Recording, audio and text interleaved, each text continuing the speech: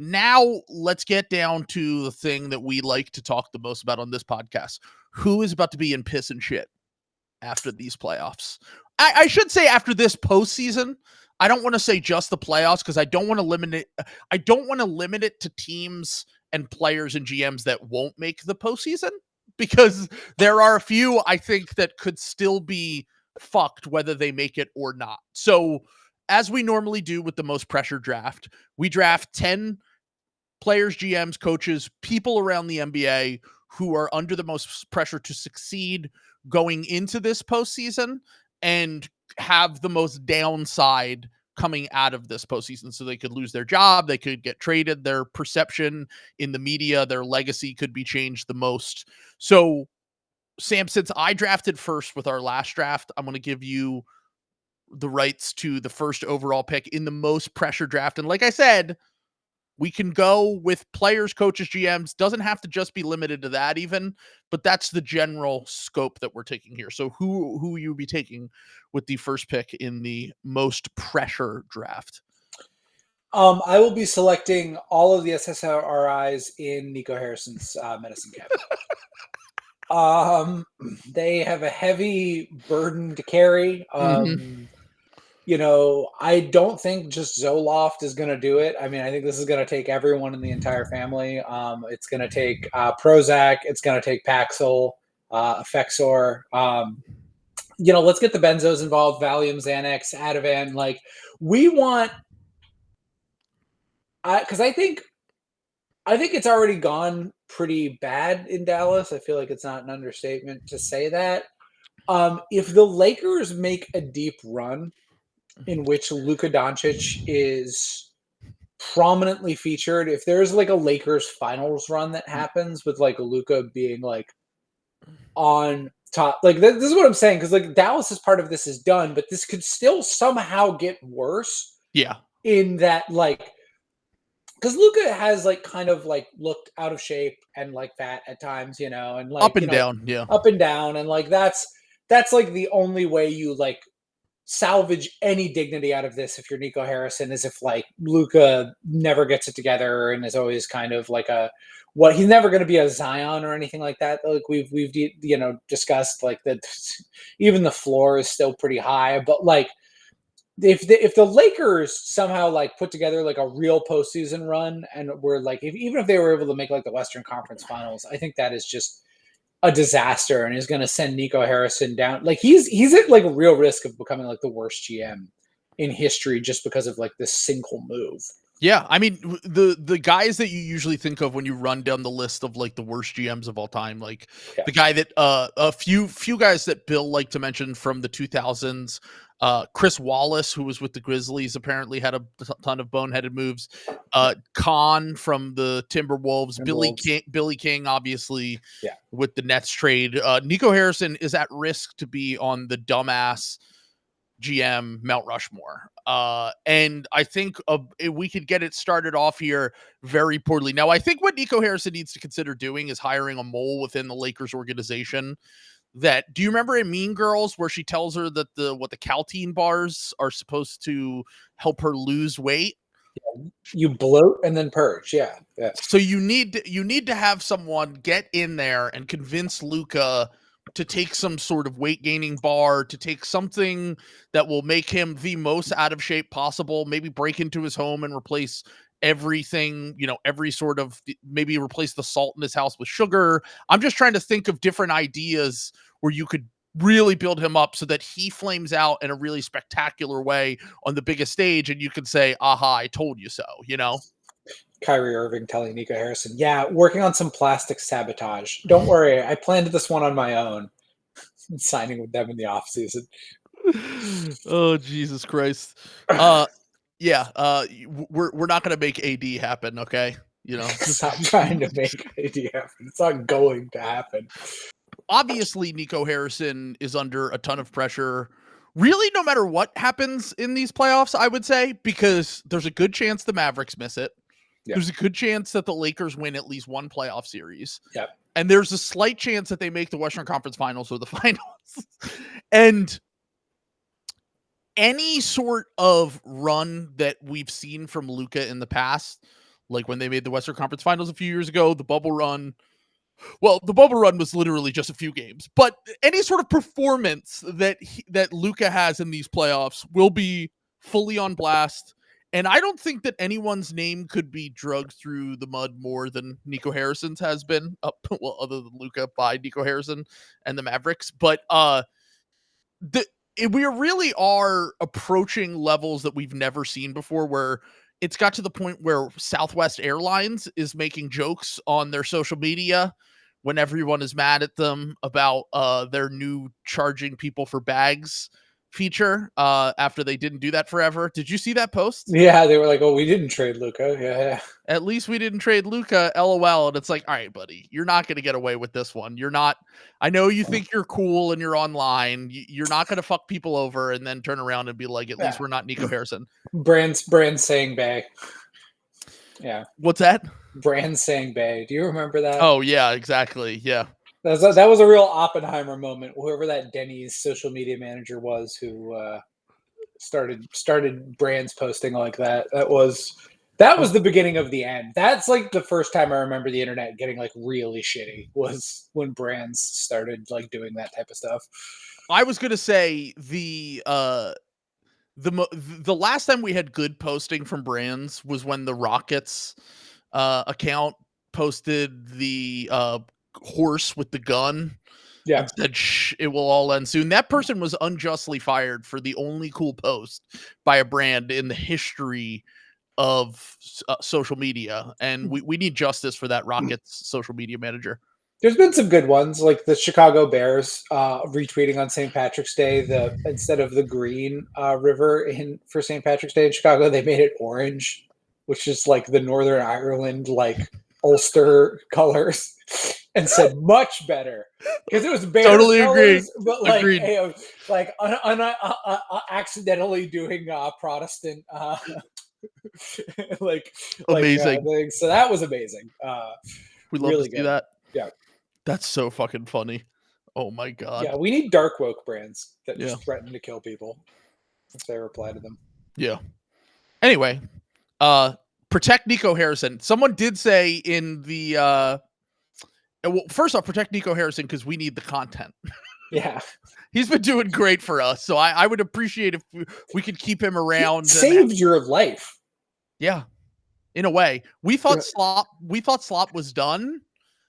And then out of nowhere, Nico Harrison just absolutely dropped a generational slop bomb on us, carrying us into this next age of slop that we didn't even know was possible, that you could just trade the best player on your team because you're bored. And also he gave you Quinton Grimes, the only like good thing about your season. I didn't even think of that part. I was thinking from a content standpoint, but from a actual fandom standpoint, Quinton Grimes, many people are saying it is the worst trade the Dallas Mavericks made at this trade deadline. It's like really bad, to be fair. Like if there wasn't like this Luka one, that might be like the second worst trade of the trade deadline. It's 1 and 2. I mean, the thing about Quinton Grimes, and I'll just get this out of the way since we're on the topic of Nico Harrison, the Mavericks, dumb GMs. This is someone who their team has no chance of making the playoffs. This is someone who, well, I guess technically that isn't true, but it's highly unlikely that this GM's team will make the playoffs. But my question for you is, I'm taking Daryl Morey once again. This is the second time I've taken Daryl Morey in the most pressure draft. But my question for you is, really going into the playoffs, the thing that has the most, whereas Nico has to worry about the Lakers and LeBron and Luka balling out and making a run and making him look stupid, Daryl Morey has to hope that Eastern Conference Finals night, which he was never able to get to, by the way,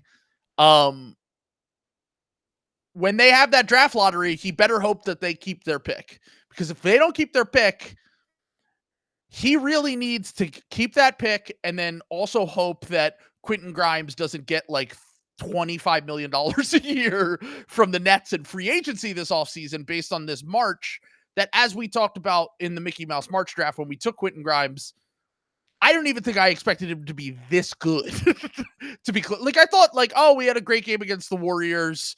He's going to be really good for the Sixers. I didn't expect like an efficient 25 points is a bad night for Quinton Grimes with the Sixers. He's looked really like a fringe all-star during this month.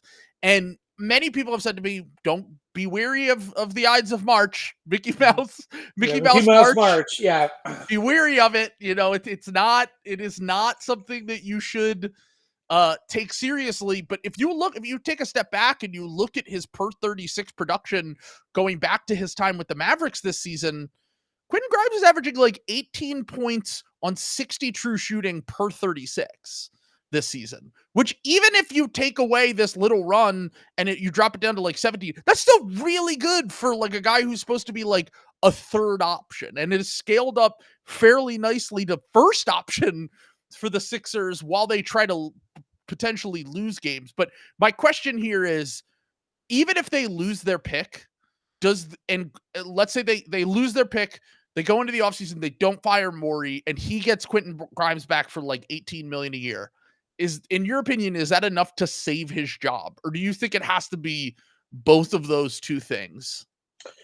I mean, you laid it out before. I think my thing with like Daryl Morey, because it kind of depends on like ownership stuff at this point, but like, why would you fire Daryl Morey when you're just getting to the part of the team building cycle where he's good? You know, you've had him for all the shit where he's bad. You know what I'm saying? Like, he's bad. He's done his damage. So why would you like get rid of him when you're going to need to like nail draft picks and like find fringe value? You know what I'm saying? So like, I wouldn't necessarily fire him. That said, like, somebody does have to kind of pay the price for how things have gone. Someone like, has to fall on the sword. Yeah. Yeah. I think Nick Nurse wouldn't necessarily be against falling on the sword and having to go somewhere else. But I don't know how much Sixers management is going to want to pay like 3 coaches, because isn't that what's going to happen? So Doc's already paid because he's with the Bucks now, so they don't have to worry about Doc anymore. And honestly, I think this would actually be the last year of Doc's deal. I think he only had 2 years left on his deal when they fired him. But either way, Nick Nurse, if Nurse leaves, my understanding of it, I'm just theorizing. I don't have sources or anything. My understanding, I would imagine, is that he is doing it because he wants to go coach somewhere else. Like, there's a team that's willing to pay him the same amount of money, knows he won a championship, knows he dealt a raw deal here with the Sixers, and there would be some sort of mutual parting of ways, right? Where like a good job becomes available this offseason, and I don't know how many of those there are, to be honest with you, like from organizations that actually pay coaches. I know we've joked about the Suns thing, but like, are the Suns really going to fire Coach Bud after 1 year, and then they're going to be paying 3 coaches next year? Are the Spurs? Do you think the Spurs would hire someone? That's an interesting one. Spurs. Yeah. I mean, assuming that Pop retires after the year, sounds like he's not doing well. Yeah, the Spurs were a team I thought of. The Pelicans were a team I thought of for him, but they don't pay, is the thing. It's like, they might hire him, but they're not going to be willing to pay. Like, Nurse makes some of the most money of any coach in the NBA. So you have to consider that factor as well. Like, there's got to be a team. The real team that I'll think of that I want to, we'll talk about their coach later, is maybe the Knicks. Because you think about like the fact that I think that Nurse is still going to want to go to a team that can compete. I think that, Chauncey Billups' deal is also up after this year, and they don't expect to bring him back. So one of those teams, I'll save the Knicks rant for a little bit later, but long story short on this, if Nurse isn't willing to fall on the sword, or if there isn't a team that's willing to take him and ownership isn't willing to eat that contract, it's possible Morey could be the one to go. But then again, like, it's the same problem. Like, Morey makes the most money of any GM, basically. There's only a few GMs that make upwards of $10 million per year. I think Masai's the only one. We don't know these figures technically, but like, Masai, I would imagine, is one of the only ones who probably makes more than him, or at least has equity in the Raptors. So I don't really know like where you go from here if you're the Sixers. Once again, I think that they should just probably wait it out and see if they can get Joel Embiid healthy next year. And as we've talked about kind of ad nauseum here, like let Morey do a little bit of the rebuilding, and then when you want to get to the next level, fire him or let his contract expire or whatever it is.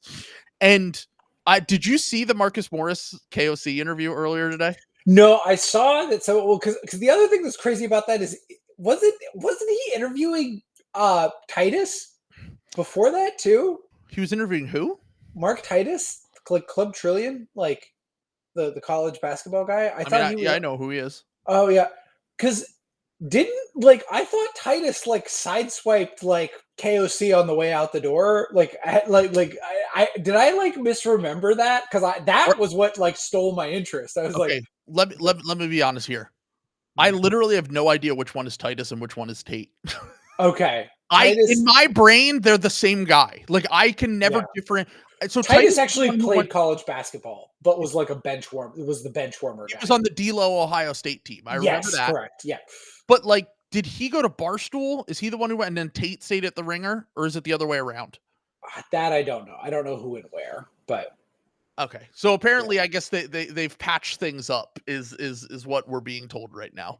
Yeah. Yeah. Titus is the one at Barstool. Okay.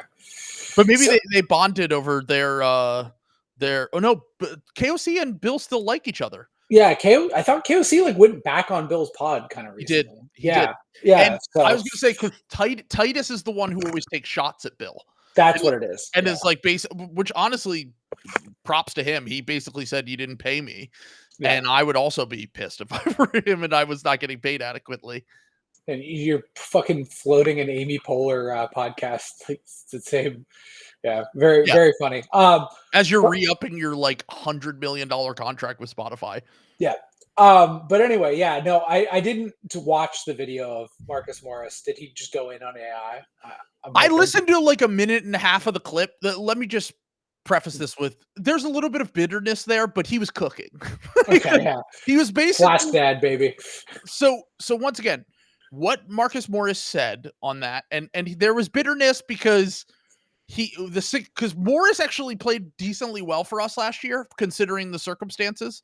We didn't really think we were going to get anything from him. He was kind of just a throw into the trade, and he had some random games where he would get hot, and we really needed it last year. And it was way more promising than anything I thought. Now, he was completely washed physically, and defensively would get cooked all the time. But offensively, at least gave the Sixers some juice.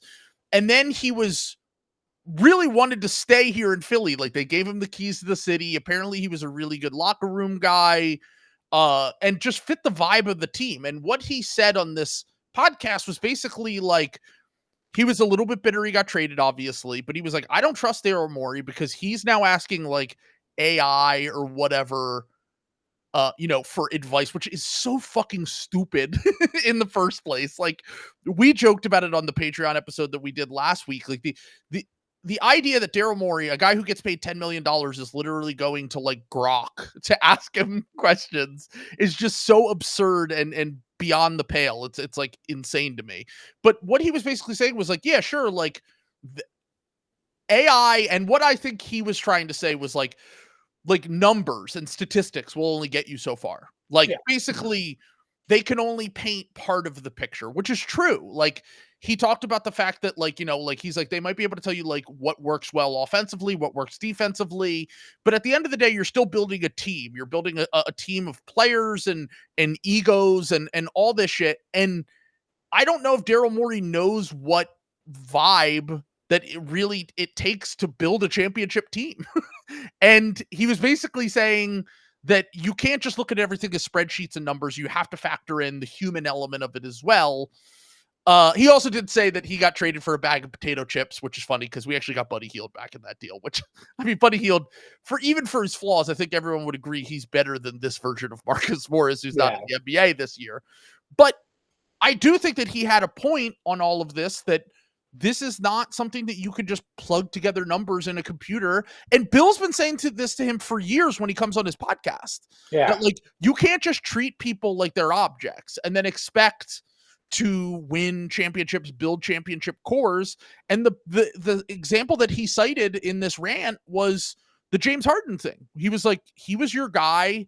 You lived and died by James Harden. And then the second that he didn't live up to your standard, even though you said you were going to pay him, You didn't pay him. You stabbed him in the back. And honestly, the last 2 years have been a little bit of karma for Daryl Morey for that. Yeah. James Harden, up, by the way. If you had told me that like James Harden would be like James Harden being better than like substantially better than Paul George, like substantially better is one of the crazier like outcomes of at this year. age is kind of crazy considering their skill sets and what age is better in basketball. Now, obviously, Harden is like a basketball genius and passer, and that helps. But the fact that he won the breakup when it looked like a year ago that like there was almost no chance that was the case, especially when you consider like the Sixers got back, they had all these opportunities, whatever. But ultimately, at the end of the day, like I think whether the Sixers would have brought back Harden and it would have made a difference for their long-term outcomes is one thing. But if your goal is to like get to the playoffs and try to win championships and your best player is Joel Embiid, it's obvious you probably should have brought back the guy who can carry the load in the regular season at a minimum. I want to jump off that because that's winning the breakup as a multi-team guy as a perfect jumping off point for my next pick. Okay, but before you continue there, Clippers fans said Harden was better than PG last season. In fairness, we said that he was better than Paul George last year. We were saying that the reason why I was like the fact that he didn't make the All-Star team or get consideration for All-NBA last year was politics. Like Paul George making the All-Star team over him when he was in a much more simplified role. It was obvious James Harden was really what made that team go last year. Now, you can make, James Harden always falls apart in the playoffs, whatever, blah, blah, blah. I mean, it's not like Paul George has a stellar playoff reputation, at least in the past 5 years. Like, Harden's had more playoff moments than him, which is weird to say about James Harden, but it's true. And he's still continuing to peak and in this month somehow, which is weird because normally at this point of the year, his body's falling apart. But anyway, on to your next pick for your third guy. Speaking of winning breakups or not winning breakups and what that is going to. If the Phoenix Suns don't make the playoffs here, I know he hates talking about this stuff. This is going to start to impact Kevin Durant's legacy.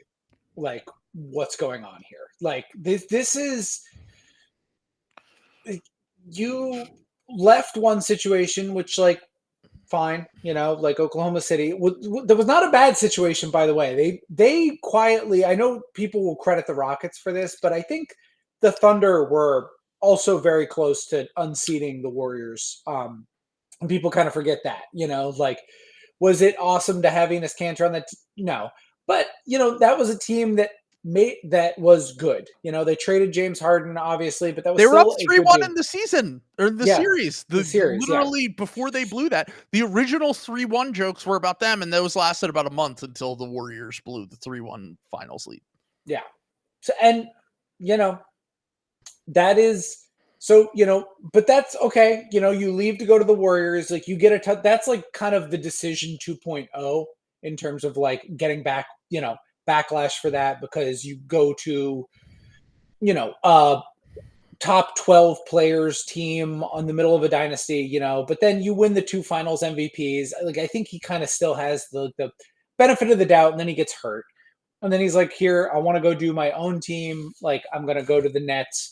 I think people were still willing to like hear out Kevin Durant. He got through all of that, like pretty bulletproof, I think. Someone said this perfectly at the time. Kevin Durant's the only player to win 2 championships and get more credit for a second round loss when he went to the Nets because it was like his own team. He was obviously the reason that they were in those series because Harden got hurt, Kyrie got hurt, and the fact that did more, the almost win with the foot on the line did more for his legacy than either of those titles, which is wild to say because you usually think of like losing in the second round as like a bad thing, but that was probably his biggest individual moment in the playoffs, that 50-point game in that series.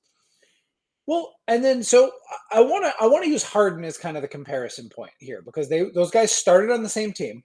Okay, Harden's the one who gets traded, reinvents himself into an MVP. Like in Houston, is out there. Houston's star falls apart. James Harden gets a little bit of flack for that, for being like, oh, go get, they bring in Chris Paul. He doesn't like Chris Paul, but that's probably the best running mate he ever had. Like, you chase him out for Westbrook, and then Westbrook sucks. And, So I think everyone's like mad at Harden, like at that point. And then Harden goes to the Nets, same Nets situation that KD is a part of. And Harden susses it out correctly. Like he gets shit for being the one who like detonated that, but like I don't like he had it right. Like Kyrie asked out like months later, you know what I'm saying? Like And then KD asked out after that. I mean, after that. intuitive, in touch with his soul, Harden. Harden being the funniest possible outcome here is that Harden just ends up the most vindicated of everyone on everyone. Like the Nets organization, Daryl Morey, like everyone down the line, James Harden read the situation correctly and got out of there just before it blew up. And that's just kind of what I'm saying, because I feel like everyone, James Harden was the locker room cancer, selfish asshole, blah blah blah. Like those were the conversations going around when he got traded to like the Sixers. You know what I'm saying? Like, and then he and Daryl Morey have that falling out, and everyone's, nobody really likes Daryl Morey, but everyone's like, yeah, I mean, this is just kind of Harden. He doesn't get it. He doesn't get that his career is over. Meanwhile, dumbasses like us are like, yeah, you just have to give everything up for Kevin Durant. Like, it's going to be a movie if he has over to. Then I still kind of defend that a little bit, because I think that if the team building weren't the worst that it's ever been around him, like maybe this is different. But we're now talking about Kevin Durant like jumping around to all of these different teams, and I know the Warriors like won 2 titles and he was like finals MVP for them, but like this is a guy who like I was sure was like a top 10 like NBA player all time. And I don't think his career is going to shake out that way. And I know that like you probably shouldn't get demerits for like what happens when you're 35 years old or 34 years old, like the way that, but I think this is going to like impact how he shakes out in some of these, like who the greatest player of all time was. Like he should be like probably one of the greatest offensive players of all time, if not the greatest offensive player of all time. Like he should be, I think, kind of in the mix with Jokic in some of these conversations, and he's not going to be, I think, in the long run, because someone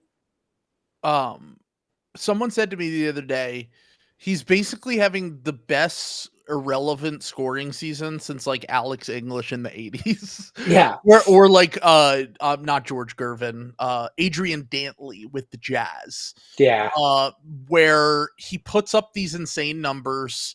The efficiency is like crazy. He's having like an absurd scoring season. The funniest thing is that if you look at a lot of these stats, like effective field goal percentage, true shooting, they're still up there. Yeah. But they're just like bottom of the barrel in terms of every hustle shit, rebounding, defense, transition. Like they're perfectly, they really are the ball don't stop team, where it's literally just a team of tough shot makers who can create offense for themselves, a little bit for others, and it will lead to a hyper efficient offense that is bad at literally everything else that it takes to win basketball games, which is wild because normally when you look at the leaders in all of those stats, they're the contenders, right? Because if you create good shots on an every possession basis, that means that you're usually one of the best teams in the NBA. But the Suns have somehow created a team that is good at exactly one thing and bad at everything else. And KD, whether it's, fair or not, is really especially this version of KD who doesn't do the shit. Like young KD was like more locked in defensively, was like, could like help protect the rim. Wasn't screaming at his coach every fucking time out. Like There's so many videos of him just screaming at Bud this year. And he's like not trying to, like, it's just, it's tough, man. Like, I don't know. I don't want KD to like go out like this, but I do think like not making the play-in, not being having Devin Booker as a teammate. Like I know that it's like a turbo ass roster, and I know the West is still kind of good. You can't be a player of his stature and like not make the play-in, man.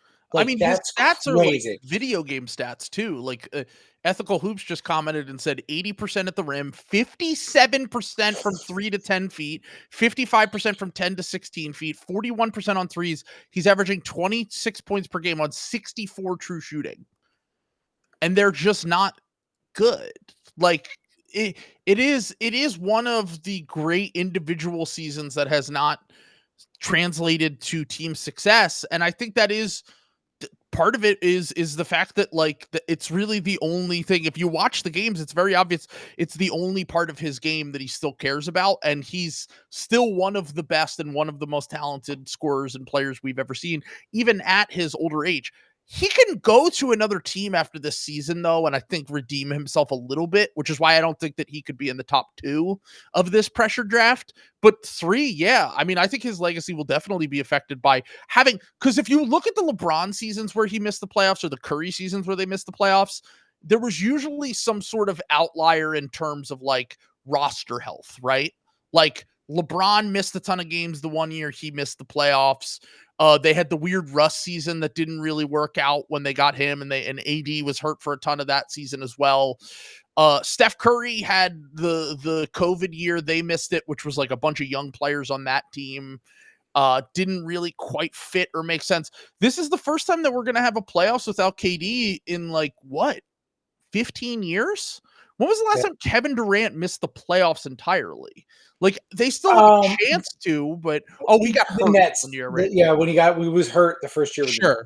But like a season where he played the most games he's played in a while and just is not included in the conversation at all. It's just very strange. Yeah, it's bizarre. And I feel like if the Nets, because I think I do think the Suns could like make the 8 seed, like if they like got into the play-in, but if you just straight up miss the play-in, man, I mean, well, someone just said Harden had Kawhi take half the season off and is probably going to make the play, and KD won't. Now, their team makes a little bit more sense. The way that they built around Harden with Zoo as the second option and Powell having this great year and just a bunch of defensive playmaking talent around those guys, I understand why they're having more success than this team that is so funny when like we talked about this, and I got to give you credit because you didn't overreact to their really hot start when they were 8-1. And I remember at one point being like, well, they've been pretty good this year. And you laughed at it and you were like, this is fake. And if you looked at the net rating and all the stats at the time, it was pretty evident that was the case, that this team was playing way over his head. They were winning clutch games. And it was not going to be sustainable for an entire season. Right. Yeah. The way that it has gone off the rails has been unlike really anything I've ever seen. It's been worse than I even thought it was going to be. Like, I mean, they started 8-1 and they're like 6 games below 500. Yeah, it's crazy. In a Western Conference where you can't even be below 500 and be good. But I mean, ultimately, looking at this Suns season on the whole, it was very predictable in a way, especially when you started the season, because we talked about like the importance of having wings in the modern NBA. Who's their best wing? Rookie Ryan Dunn, who's on the fringes of the rotation. KD's not a wing anymore. KD plays like a 7-foot guard, basically, at this point. He's like a 7-foot combo guard. Their best players are all guards, essentially. Booker, Tyus Jones, Kevin Durant, Beal, like all of these, and even like the Tyus Jones fit was always overrated from the start, but that has been something that was never going to solve their problems, but actually has actively made their problems worse. And then you add on top of the fact that like their center and wing rotation is probably, if you stacked it up against every other team you thought was going to make the playoffs this year, it is the worst in the NBA. Because at least the Sixers have the Joel Embiid and Paul George injuries. Like most teams that have underperformed this year have some sort of injury. The Pelicans, they've been healthy. And this has been the result of just poor roster making. And honestly, the fact that they're like saying we're unwilling to trade Devin Booker, like I actually think this is going to have, so you said KD here. I think that this is going to have a bigger effect on Devin Booker's legacy than it's going to have on KD's legacy personally. I'm not taking him because I don't think there's enough pressure on them because I don't think they make the playoffs at all at this point. But like Booker's a guy that like 2 years ago when he had that series against the Nuggets and was like 26 or 27 at the time, I was like, is Devin Booker going to win an MVP? Like, is he going to do this for like a full season next year? Or are we going to have him in like MVP talks? And now we've gone from him not even making the all-star team, not even being close to all NBA level this year, missing the playoffs entirely, And he's now in his late 20s, entering his 30s, and we're going to go from a guy who I thought was a surefire first ballot, no brainer Hall of Famer to like, there's a little bit of a debate now, you know? And that's wild for someone that 2 years ago I thought was on a completely different trajectory. I think he'll be fine, and I still think he'll make it, to be clear. Like, I think that like he'll get some more All-Star games and he'll pad his resume and he'll just make it based on that. But where he ends up in legacy talks is massively affected by this year. 2 to 3 years ago, he was like Tatum tier. You know, he was that first tier. He was in that first tier of guys after like the Jokic Embiid. Now Shea's in there, but the Jokic Embiid, Giannis. Shea at the time was in that tier. Like there's an argument to be made that like 2 years ago, Booker and Shea, like I know you have to take age into account, but like there's an argument to be made that like you could still take Booker over Shea long term, which is kind of unthinkable now. Well, also like Shea's like not that young. Like I'm Shea's like in his prime now. Like but he's 3 years younger than Devin Booker. He is 3 years younger than Devin. That's what I meant. Like if you're comparing those two specifically. Yeah. Someone brought up, I think it was Hugo from Warriors Twitter brought up that the new version, you know how for years we always debated Paul George or Jimmy Butler, and it went back and forth for so long until Jimmy kind of finally snatched the crown. And like, I think 2023 kind of solidified that argument. Like, Jimmy's probably just better than Paul George. Yeah. But it went back and forth for like 6 years, right? 7 years. Yeah. The new argument for that has been Devin Booker and Donovan Mitchell. And Donovan Mitchell, maybe it's just because he found the right team, and because like it's not like Donovan Mitchell's having the best season of his career statistically. It's that he has sacrificed to win more a little bit, and still has those games where you can just, like that's the difference. Is like Mitchell has that gear that you can reach, and Booker has that too, to be clear. But like everything has been built around Booker so poorly, and has not been maximized at all, to the point where like it's the opposite for Mitchell, and it's going to really. I think the way people talk about both of these guys is going to be really affected by that this year in general.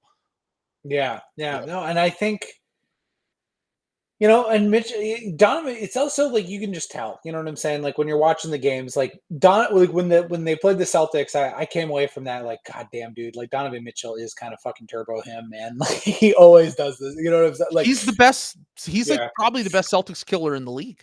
He's kind of replaced Chris Middleton a little bit in my like trajectory, because that was what drove me so insane about like Jimmy Butler beating us, is because it was never actually Jimmy Butler that was beating us. It was like a Tyler Hero 30-point game. It was like 50% from the field from Duncan Robinson. It was Caleb Martin going nuts. Like it was never actually that. Dude, Donovan Mitchell fucking cooks us every fucking time, man. Well, that's the funny. It is funny to say that about a guy who's like a clear top 12, 15 player in the NBA, to be like, oh man, he just like, but he really is like, I think he averages the most points against the Celtics of any team in the NBA. Yeah. Like someone just said he averages more points against the Celtics than Michael Jordan. Yeah. I don't know if that's true. I think it's very close, but it's still an incredible rising that he does against. And I mean, that's the other thing. He puts the Chris Middleton fear in me. I'll say that. Chris Middleton was like my gold standard for that for like a long time, and it's him now.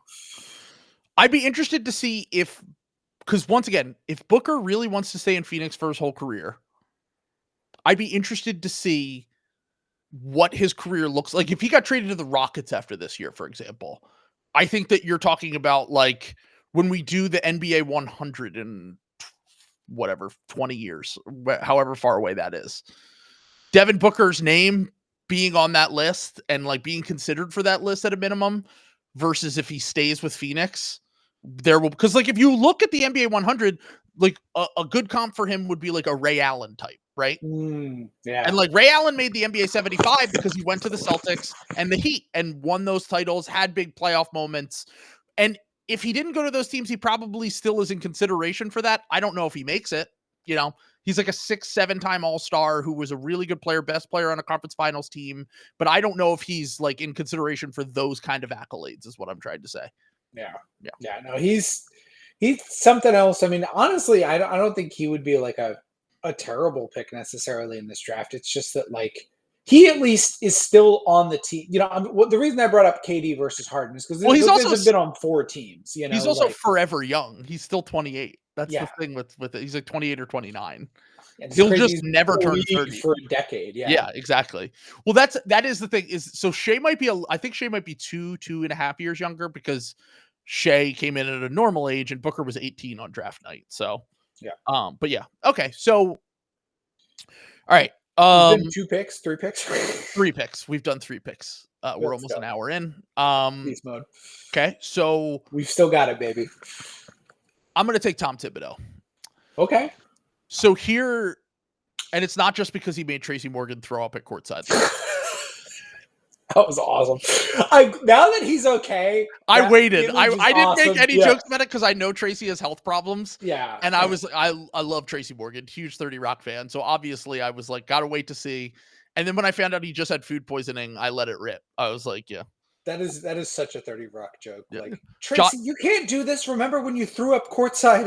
It's a cutaway. Yeah, it is. I had food poisoning, Liz Lemon. Josh Hart told me I could lick the basketball, Liz Lemon. Yeah. He said I would be okay.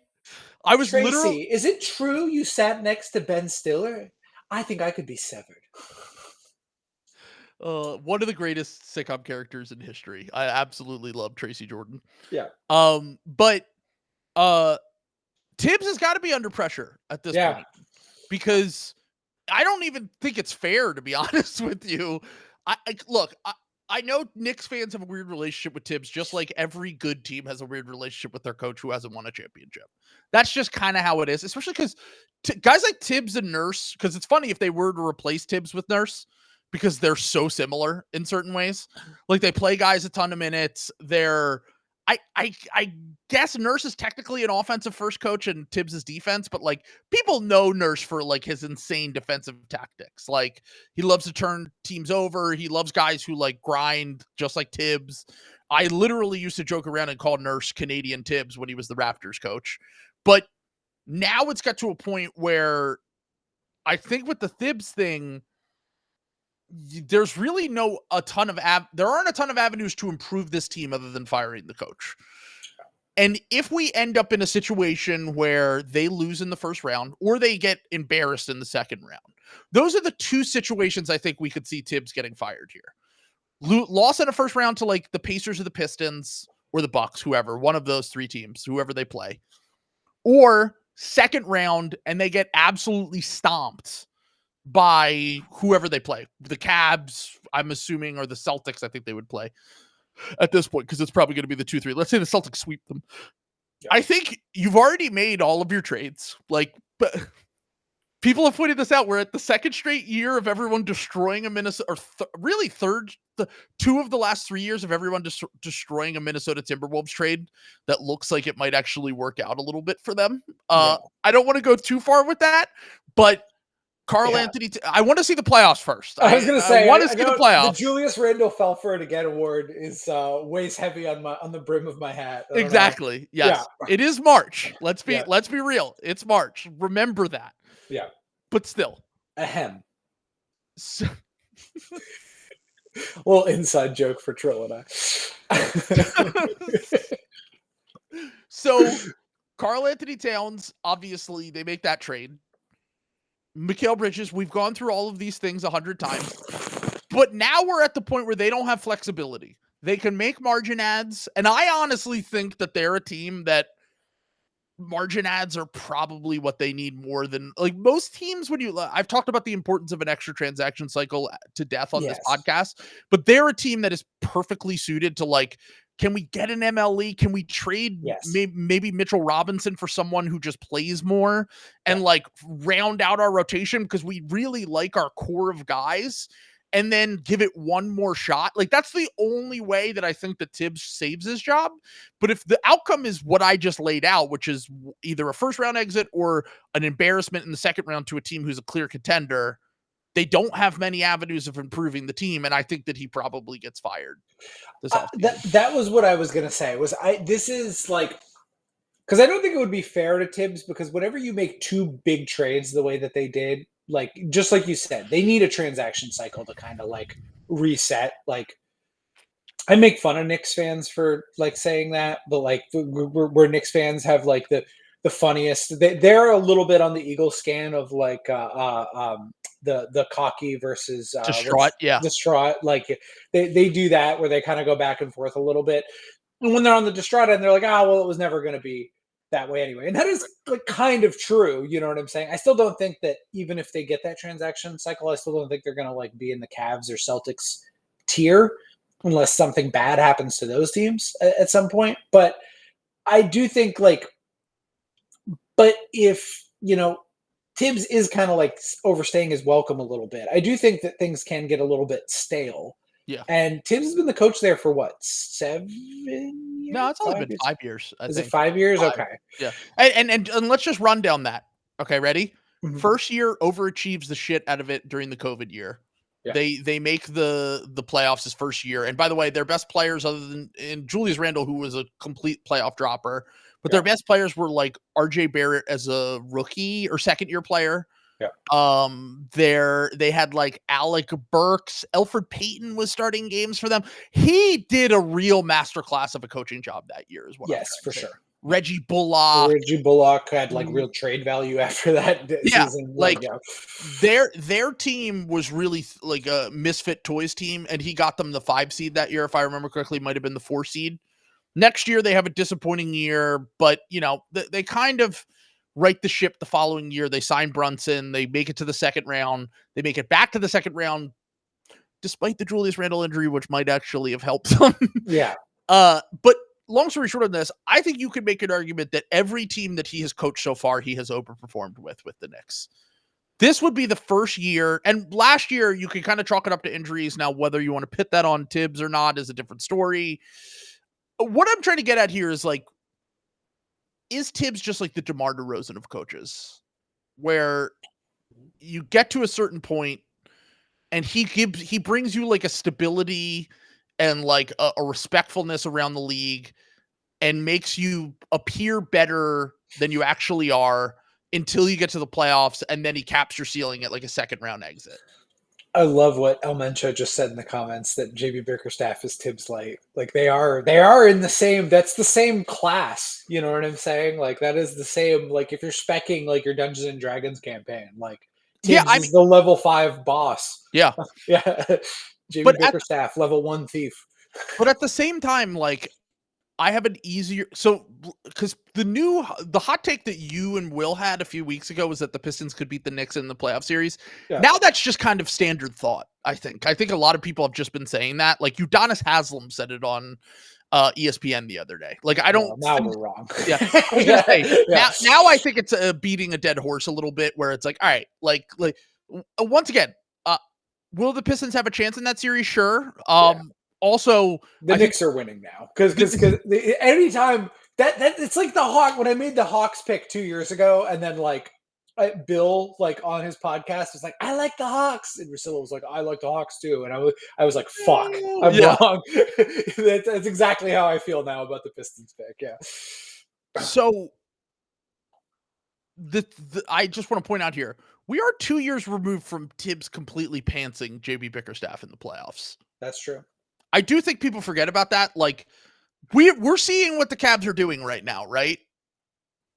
Like we're seeing what the Cavs are doing, and we know what that Knicks team looked like 2 years ago before they got all this talent. Yeah. And they won that series in 5. And also Cade Cunningham, like I know he's improved a lot. Yeah.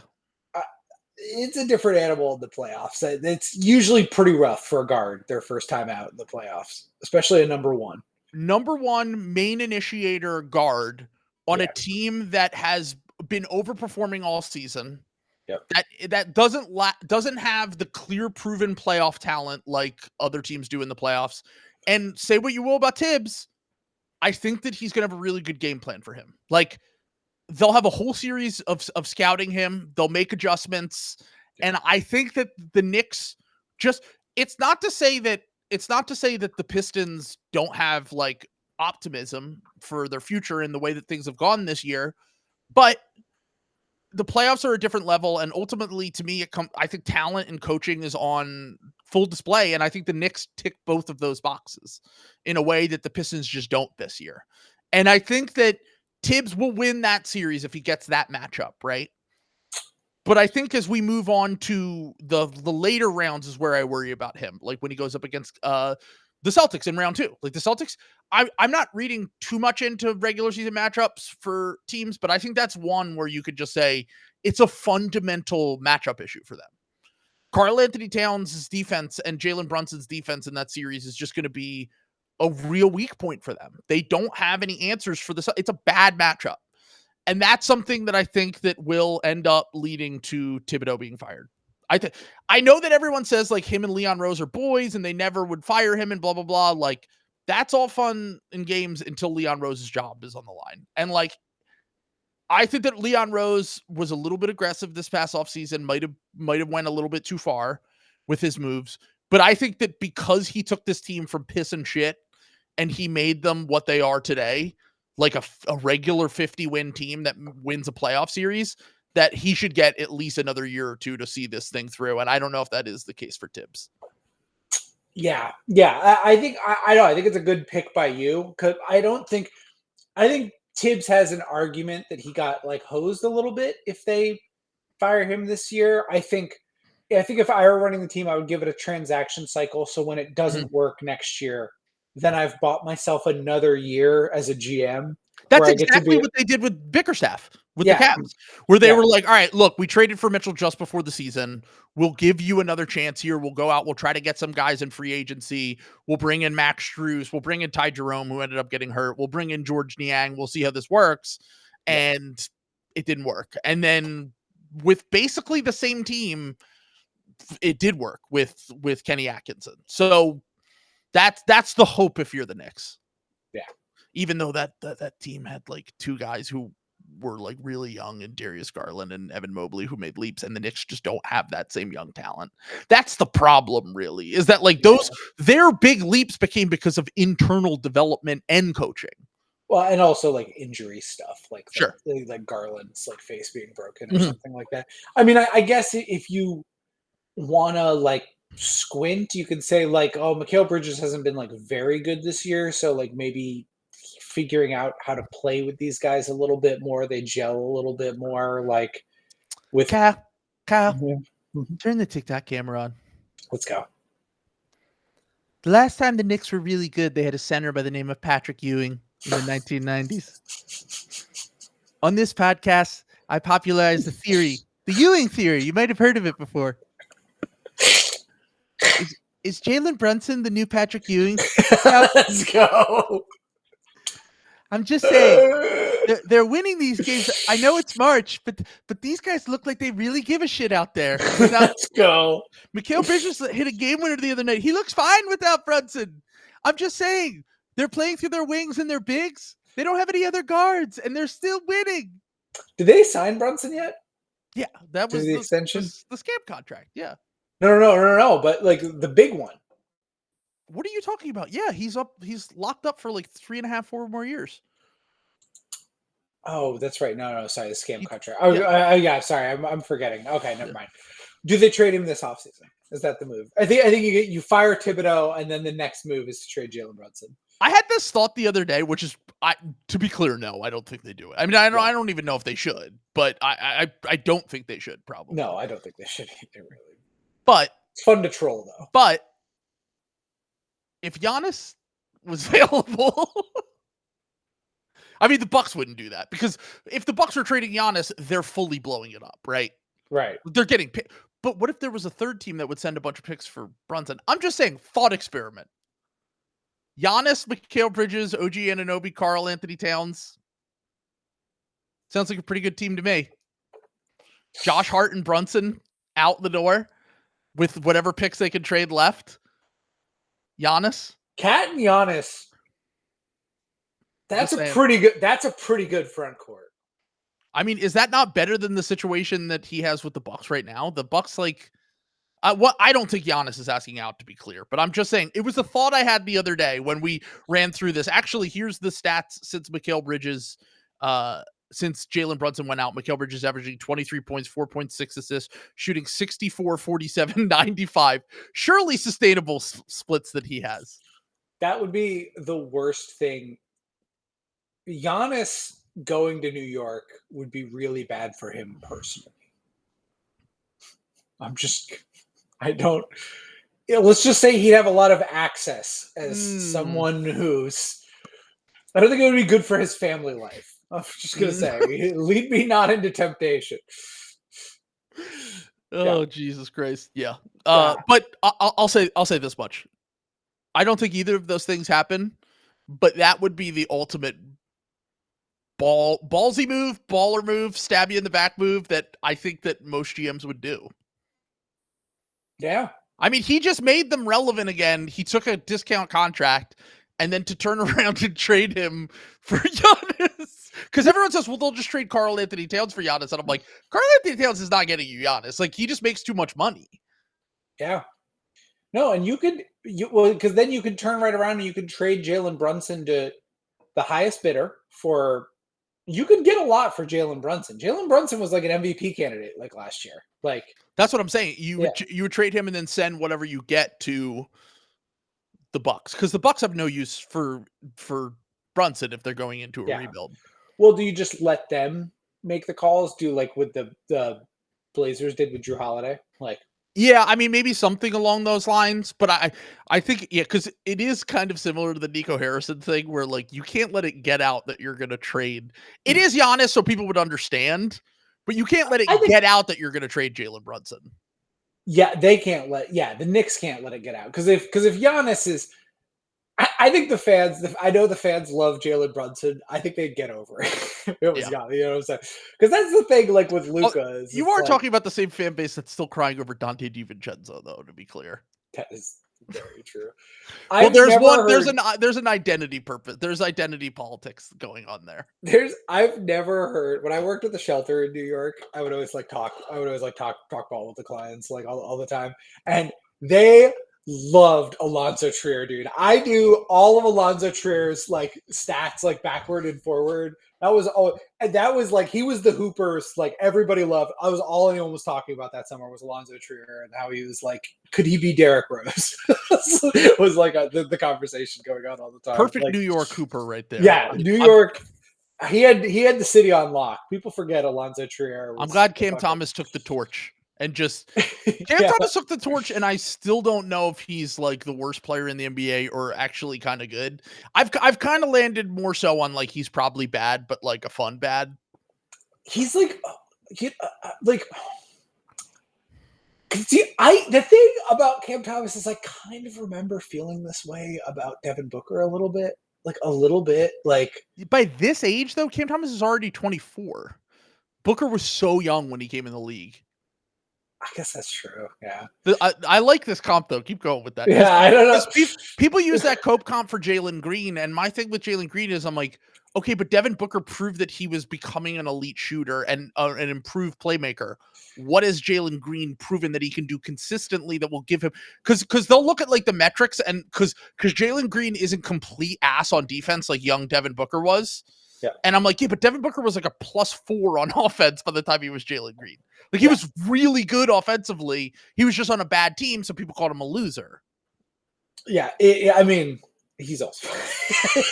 See, the thing about Cam Thomas is like Cam Thomas will score like 50. Like has Jalen Green like ever done that? Cam Thomas has like multiple 40-point games, right? I think at this point Jalen Green has. Yeah, I think that Jalen Green, because this season he had at least 2 40-point games, I think. Okay. But once again, though, the shooting being such an inconsistent, we joked he's having a career year shooting 35% from 3 this year, Jalen Green. Yeah. But the mid-range shooting is what the bread and butter of the Cam Thomas. And then if you want to go to the Charizard of Cam Thomas's and Devin Booker, Devin Booker was like a 55% mid-range guy. Cam Thomas is KD stamped too. I just want to put that out there. That is the most important cosign that you can have. Yep. All right, I'm pulling up his true shooting right now because I know he gets the line a ton. He's still, even with his recent, like, kind of playing like ass, he's a 57 true shooting, 57.5 true shooting, Cam Thomas. He started the year on fire. And the funniest thing is looking at, because I just talked about how, like, people will always use metrics to be like, oh, Jalen Green is just as good as Devin Booker at his age. And it's like, okay, well, Jalen Green plays in a better defensive environment. So he might be like a neutral on defense in some of these metrics, right? And then he's like a +1 on offense. If you look at like metrics for young players, sometimes they're in a better defensive environment or just a team environment in general, that will make it look like they're on a trajectory to be a star or a superstar or whatever. Whereas a lot of these like offensive stars, especially the bucket getter types, have bad defensive metrics as young players. And because of the fact that they have these bad defensive metrics as young players, that usually means that their offensive upside, like if they're a +1 but they're a +4 on offense, like long term, you still want to make a bet on that guy. The reason I bring this up is like that's kind of the case for Cam Thomas still, where like Cam Thomas is like a +2 in some offensive metrics or whatever, and he's like a -3 in some defensive metrics. So there's always that sliver of hope. It might be a little bit of false hope just because Cam is Cam, but like I can never quit Cam Thomas fully is what I'm saying, even though like I know he's been like a huge tank commander for the Nets this season. Yeah. I want to read off, because you brought this up, I would like to read off the roster that Devin Booker was on his third year in the league, the 2017-2018 Phoenix Suns. Well, to be fair, Jalen Green's in his fourth year, but yes. Okay, I'll read off the fourth year roster then. Because I think it was a little bit better because they had like rookie Mikal Bridges and Ayton and stuff.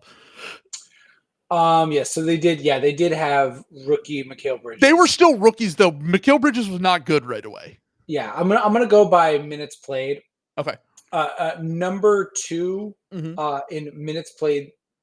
Actually, Mikal Bridges was number 1 in minutes played, which is very funny that he was still doing his Iron Man shit because he played 82 games. Yeah, because he played 82 games as a rookie. DeAndre Ayton, young DeAndre Ayton, Josh Jackson. Let's go. TJ Warren, Jamal Crawford, Rashawn Holmes. Let's go. Bad Kelly Oubre Jr. on the bad downswing again. He was in a dark place at this point in time. D'Anthony Melton before he kind of came into his. He was a rookie. Yeah. Elliot Kobo, Trevor Ariza, Dragan Bender, Troy Daniels, Isaiah Cannon, Tyler Johnson, salary dumped Tyler Johnson, Ryan Anderson, Ray Spalding, Quincy Acey, the corpse of Tyson Chandler, Jimmer Fredette. I got to be honest. This is way more names than I did not expect. Like I actually, now once again, different points of their career. Like Melton couldn't shoot at that point. Bridges and Ayton were not that good as rookies. Yeah. And Kelly Oubre, like you said, downswing Kelly Oubre. That was way better than I anticipated for 2018, 2019 Phoenix Suns. But either way, they also weren't that bad that year. They were like, I think they were 30 something. They were the year before they were 18. Oh no, never mind. No, they were really bad. Yeah. It was the following year in the bubble when they started to be taken a little bit more seriously. That's right. When they almost made the playoffs. So yeah, long story short on this, it is hard for me to really read some of these bucket getter types. I'll never be able to fully quit Cam Thomas, but I do think that his destiny is just being a six man on some team.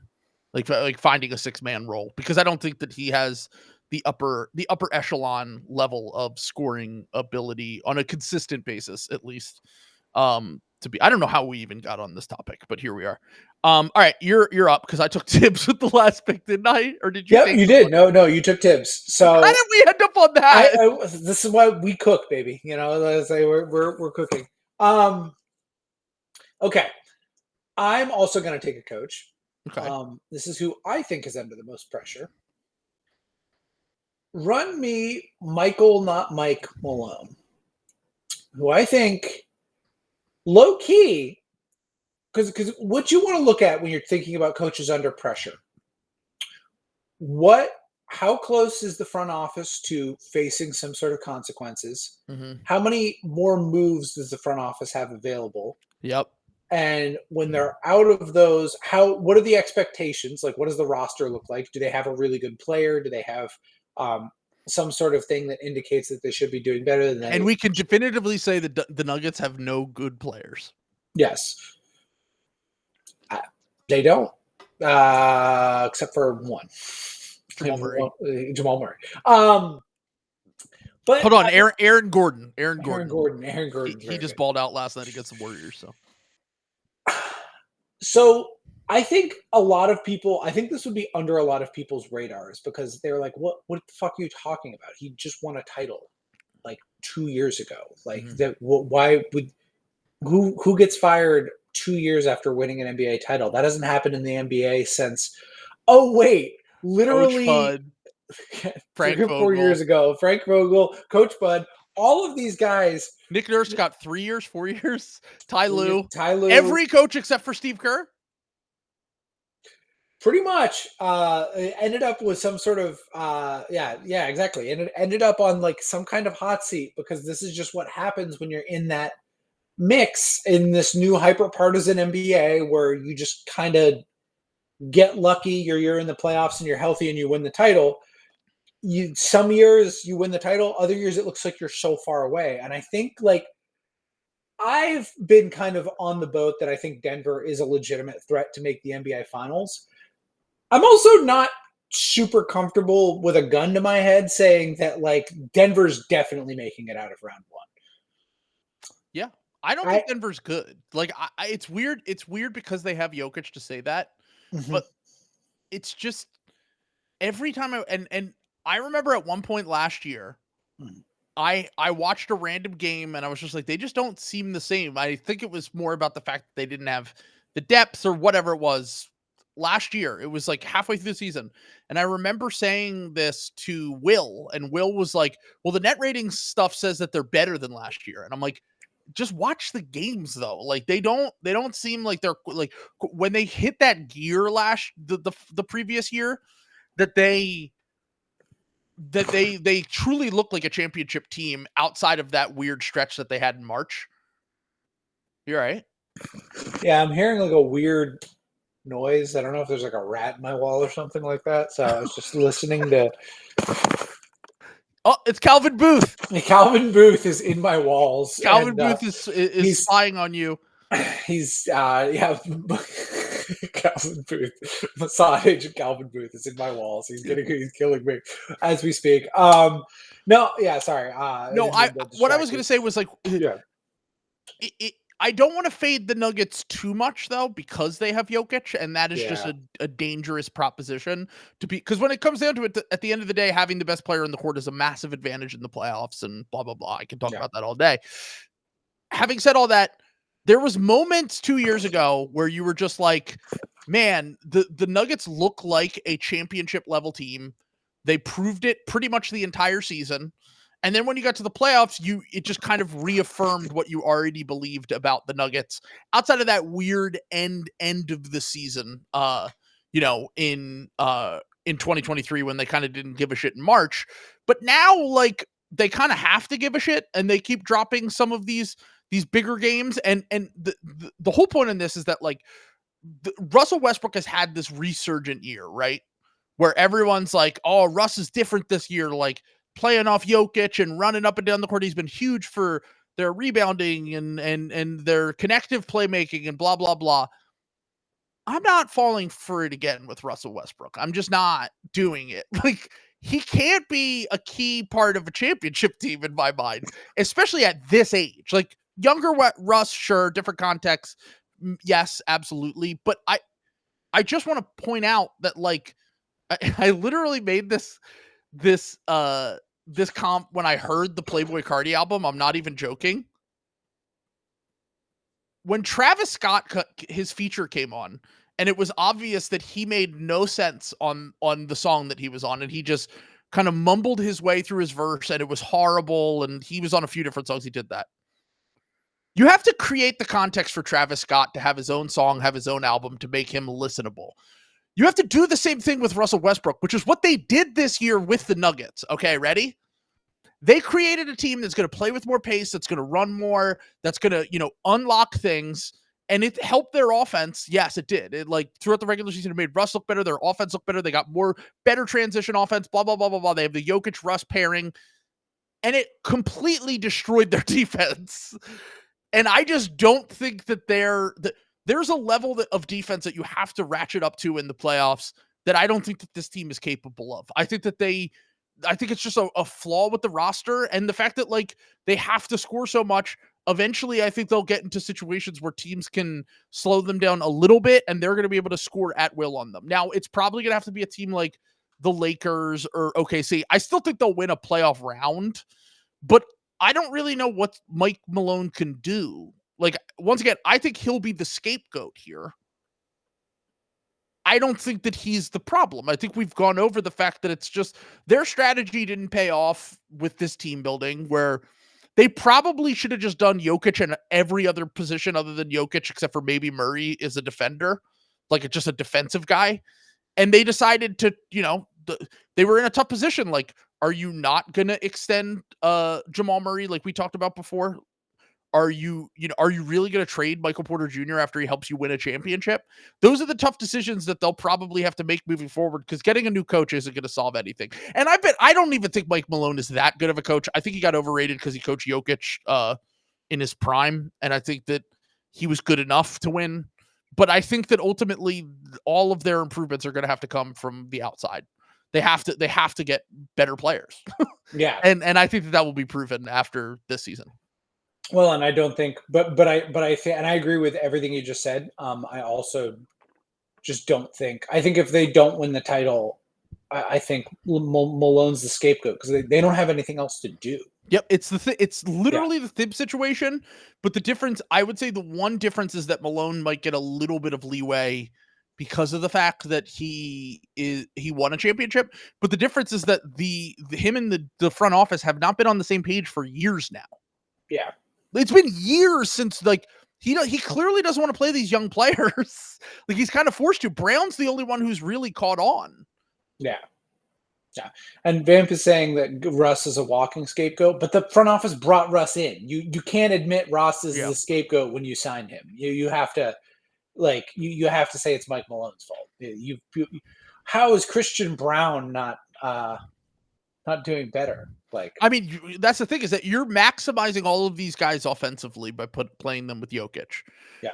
And I think that this version of them just has a much lower ceiling than even last year's team did, to be clear. Like, I just think that they have a lower ceiling, even though, one thing went wrong with them. They blew the lead in Game 7, and it changes the trajectory of all of this. But once again, they've had a 4 or 5 year window. They came away with a championship. They made another conference finals, and then they had the freak Jamal Murray injury. Like, these things just happen in the NBA.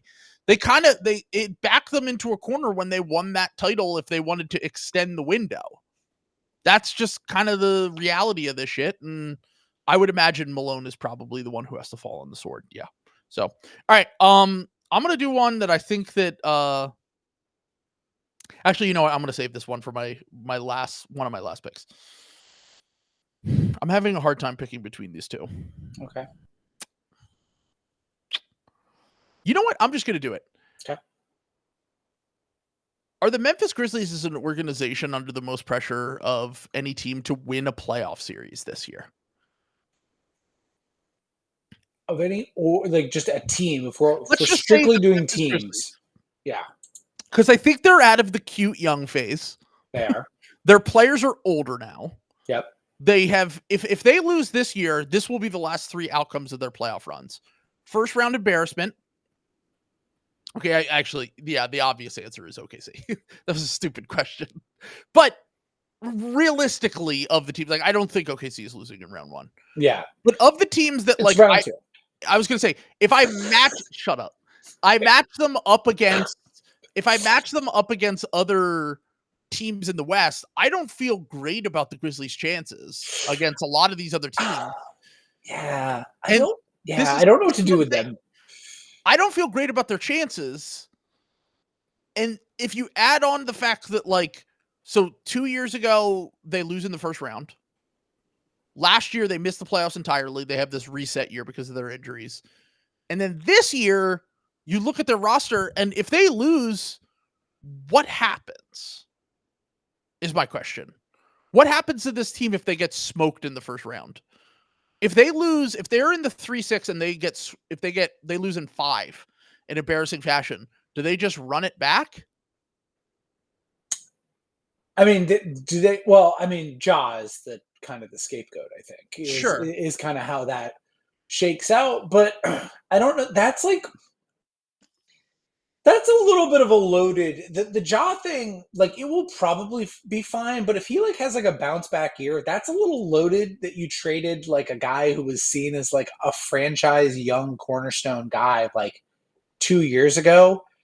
Like I think Jaren Jackson Jr. is their guy that they like love now. Like he's kind of inherited that like thing as the franchise, but you're putting yourself in a position where you're stuck being the small bean drafting team now. I think they're still a little pick negative. Don't they owe one more pick somewhere I don't know. around?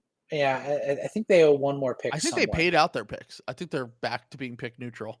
Okay, maybe they are. Oh no, the Marcus Smart trade. Yeah, you're right. They salary dumped him. Yeah, so I think they have one more. Yeah, one more pick that they owe down the line here, and that's a little tough for the small bean drafting team. I mean, look, I still really like Edey. I'm still very intrigued to see like what does Edey look like in the playoffs? Is it as bad as everyone fears? Because if it's not, there's some like interesting stuff there with some of that stuff. Like, you don't want to count on that. But like they are kind of running out of like you would have to nail another like late first draft. That's what I'm saying. It's like the thing with the Grizzlies that's like I keep talking about the importance of having like great elite talent when you get to the playoffs. If you ranked the best players on each team, how many players would you get to before you got to Jaren Jackson Jr. as the number one best player on a team in the Western Conference? It's like them and the Rockets, and that's it. That's what I'm saying. It's like you would be like, okay, well, you have Shea, you have Luka or LeBron, you have like you can run down Jokic, you can get to Steph before you get to JJJ, and they can do the other thing where they build they build a deep team and they build a team that's solid 1 through 8, and we know they can do that. But what is the ceiling for that in this Western Conference is my question. Because I think you need to make an aggressive move this offseason. If your ceiling is we're probably going to lose in the first round every year, we'll be a really good regular season team, top 3 or 4 regular season team on great years. Like we made the 2 seed one year. But what is our ceiling if we don't have one of the 7 or 8 best players in the NBA and our best player is very good, but in this Western Conference, very good isn't good enough. To like make a conference finals is my point here. Like, and if you're this good at drafting, you're this good at team building, you should have the upside of that eventually, right? Like, and I think the idea behind it was that Ja was just going to get them there. And now it's not seeming like that is going to possibly be the case. It's possible that he's just not the guy to lead them that far. And now, once again, we're talking most pressure here. I think they're under the most pressure because, like, what do they even do? It's just that they have so many existential questions after this season that aren't even easy to answer right now. The Ja for KD trade is going to be a movie. That's the idea that people have floated out there before. Ja for KD. And I don't even know who I dislike it for more. Yeah, no, it is. I don't like it for either team. It makes you feel pretty bad for both franchises. Yeah. Because, like, in theory, sure, but also, like, KD is, like, 40. And, like, Ja's, like, 25 or 26. Ja's, like, 25, right? 26, maybe? Yeah. And he's, like, having this season that is kind of alarming after what happened the last 2 years with him, where you're like, is he ever going to be the same player? But also, that's a big name. And the Suns like big names. And they know guys, they're very 2K build a team mindset. Yeah. And that is... I mean, look, Ja and Devin Booker for the 30 games that Ja's healthy would be a movie. Yeah. So, all right. You're up next. I can save my last 2 picks that I think you'll really like. Okay. You're going to pull the Band-Aid?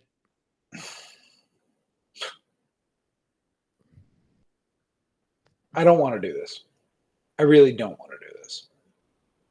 I'm still making up my mind if I want to do this. I think I have to do this. No, I don't. I don't have to do this. No. We're doing a last second pivot here.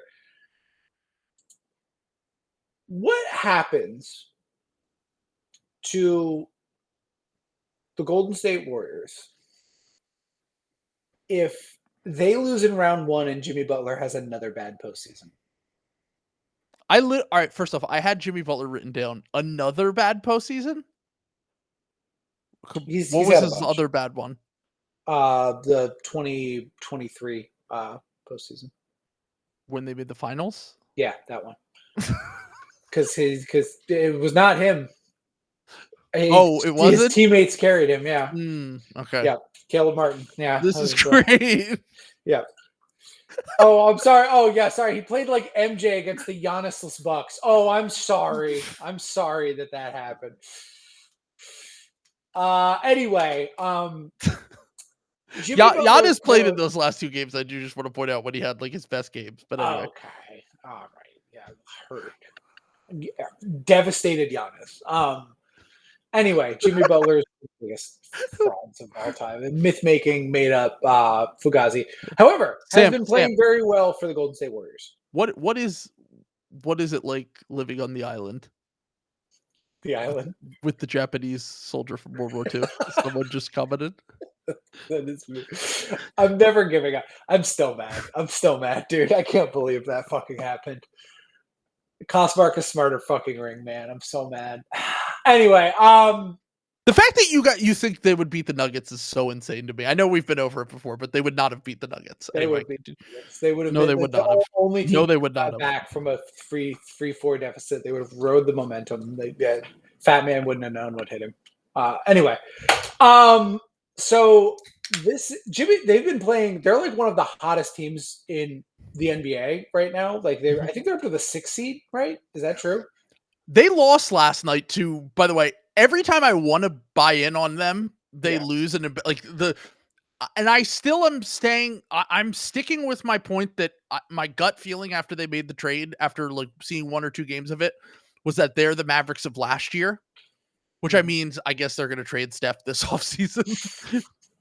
But they're the Mavericks of last year in terms of they made some big trades at the deadline, and then it immediately flipped their season. Mm-hmm. Now the West is better this year. Yes. And then the second I want to buy in on them, they lose to the Sixers. And then the 2 losses they have with Jimmy Butler, they're like 16-2, I think, with Jimmy Butler. Yeah. Okay, ready? 16-2 with Jimmy Butler. Their 2 losses are the Sixers without Joel Embiid, Tyrese Maxey, and like half their team. That was when Quinton Grimes and Paul George cooked them. And then last night against the Nuggets without Jokic, without Murray, without Christian Brown. This is what I'm saying. I think everyone's kind of penciling the Warriors in on like the Lakers tier of like, watch out, Jimmy Butler and Steph Curry. And I think it's made their team less obviously like flawed. Like we've talked about, like they've been the team that has just been starving for like a secondary scorer, and it makes things a little bit easier for Steph. A lot of the other things kind of like lock into place. I don't know.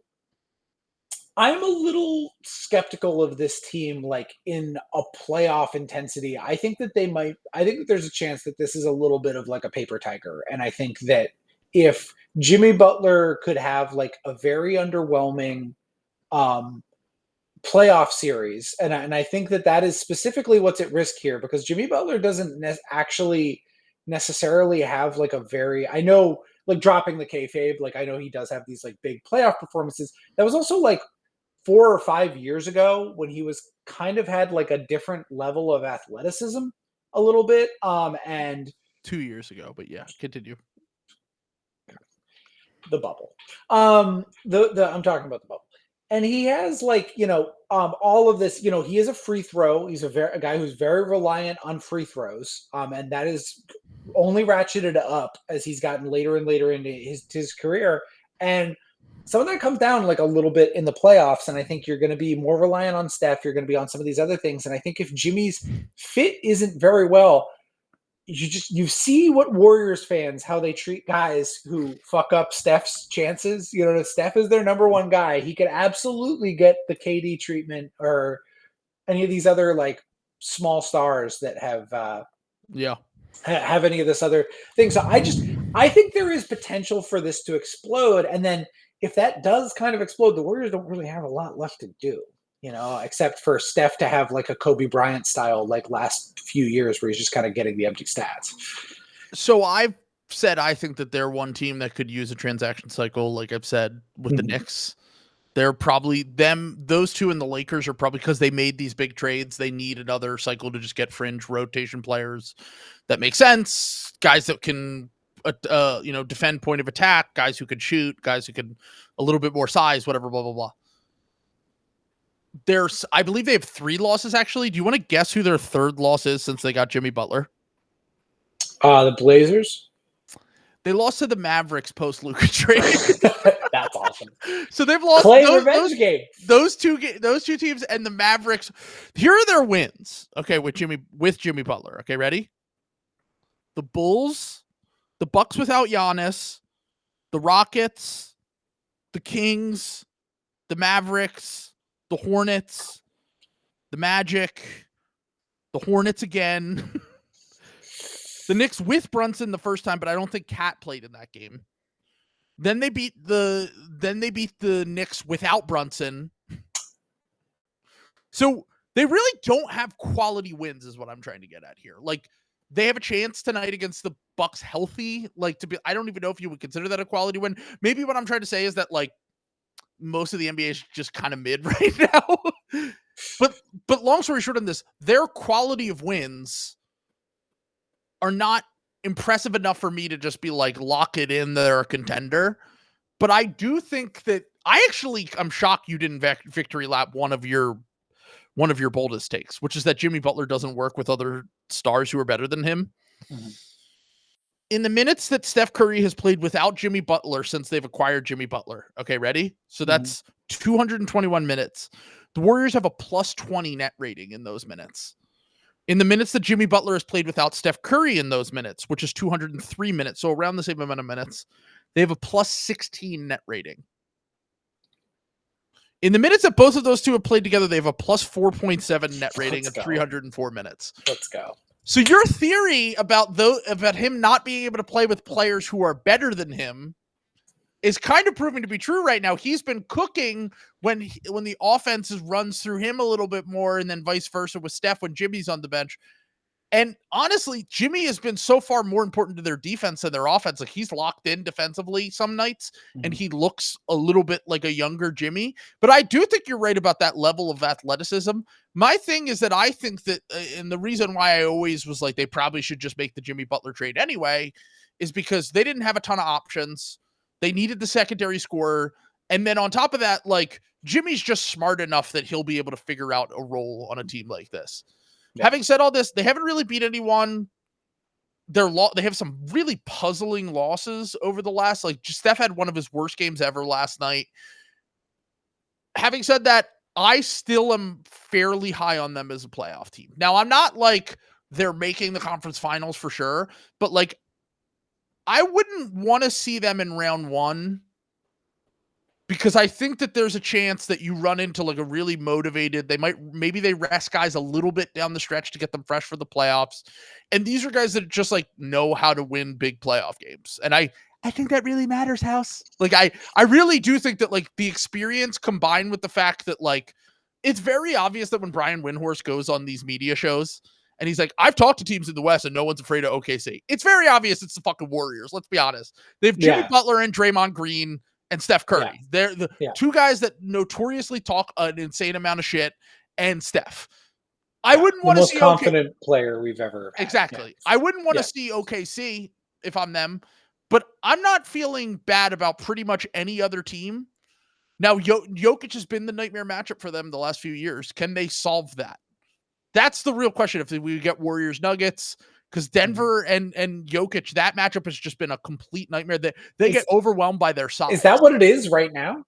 I think that's what it is right now, too. I don't think so. 6-3. Oh, it is? Yeah.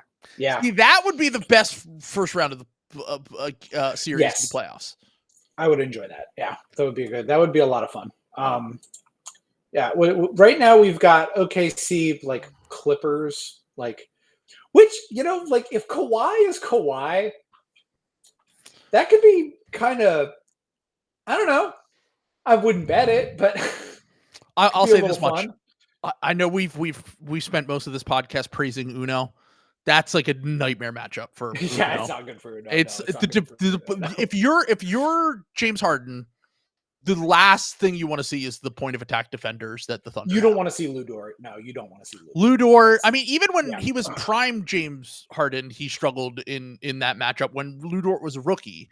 And then you add in Caruso, you add in Case and Wallace. Like they just have so many guys they can throw at Harden that I wouldn't love that matchup for the Clippers. Dort, like I love Case and Wallace. Dort especially because he's got the physicality. Like because James Harden just has that big side. Like that's why Dort was able to hang with him like in those series. Like I don't think the Clippers would be on dead on arrival, but when it comes down to nut crunching time in that series, where Harden has really made his money, especially that season with the Sixers and the Clippers last year, was that he was kind of nails in crunch time for us in big moments, and he did it a few times for the Clippers last year in the playoffs too, where he was just like you could kind of count on him.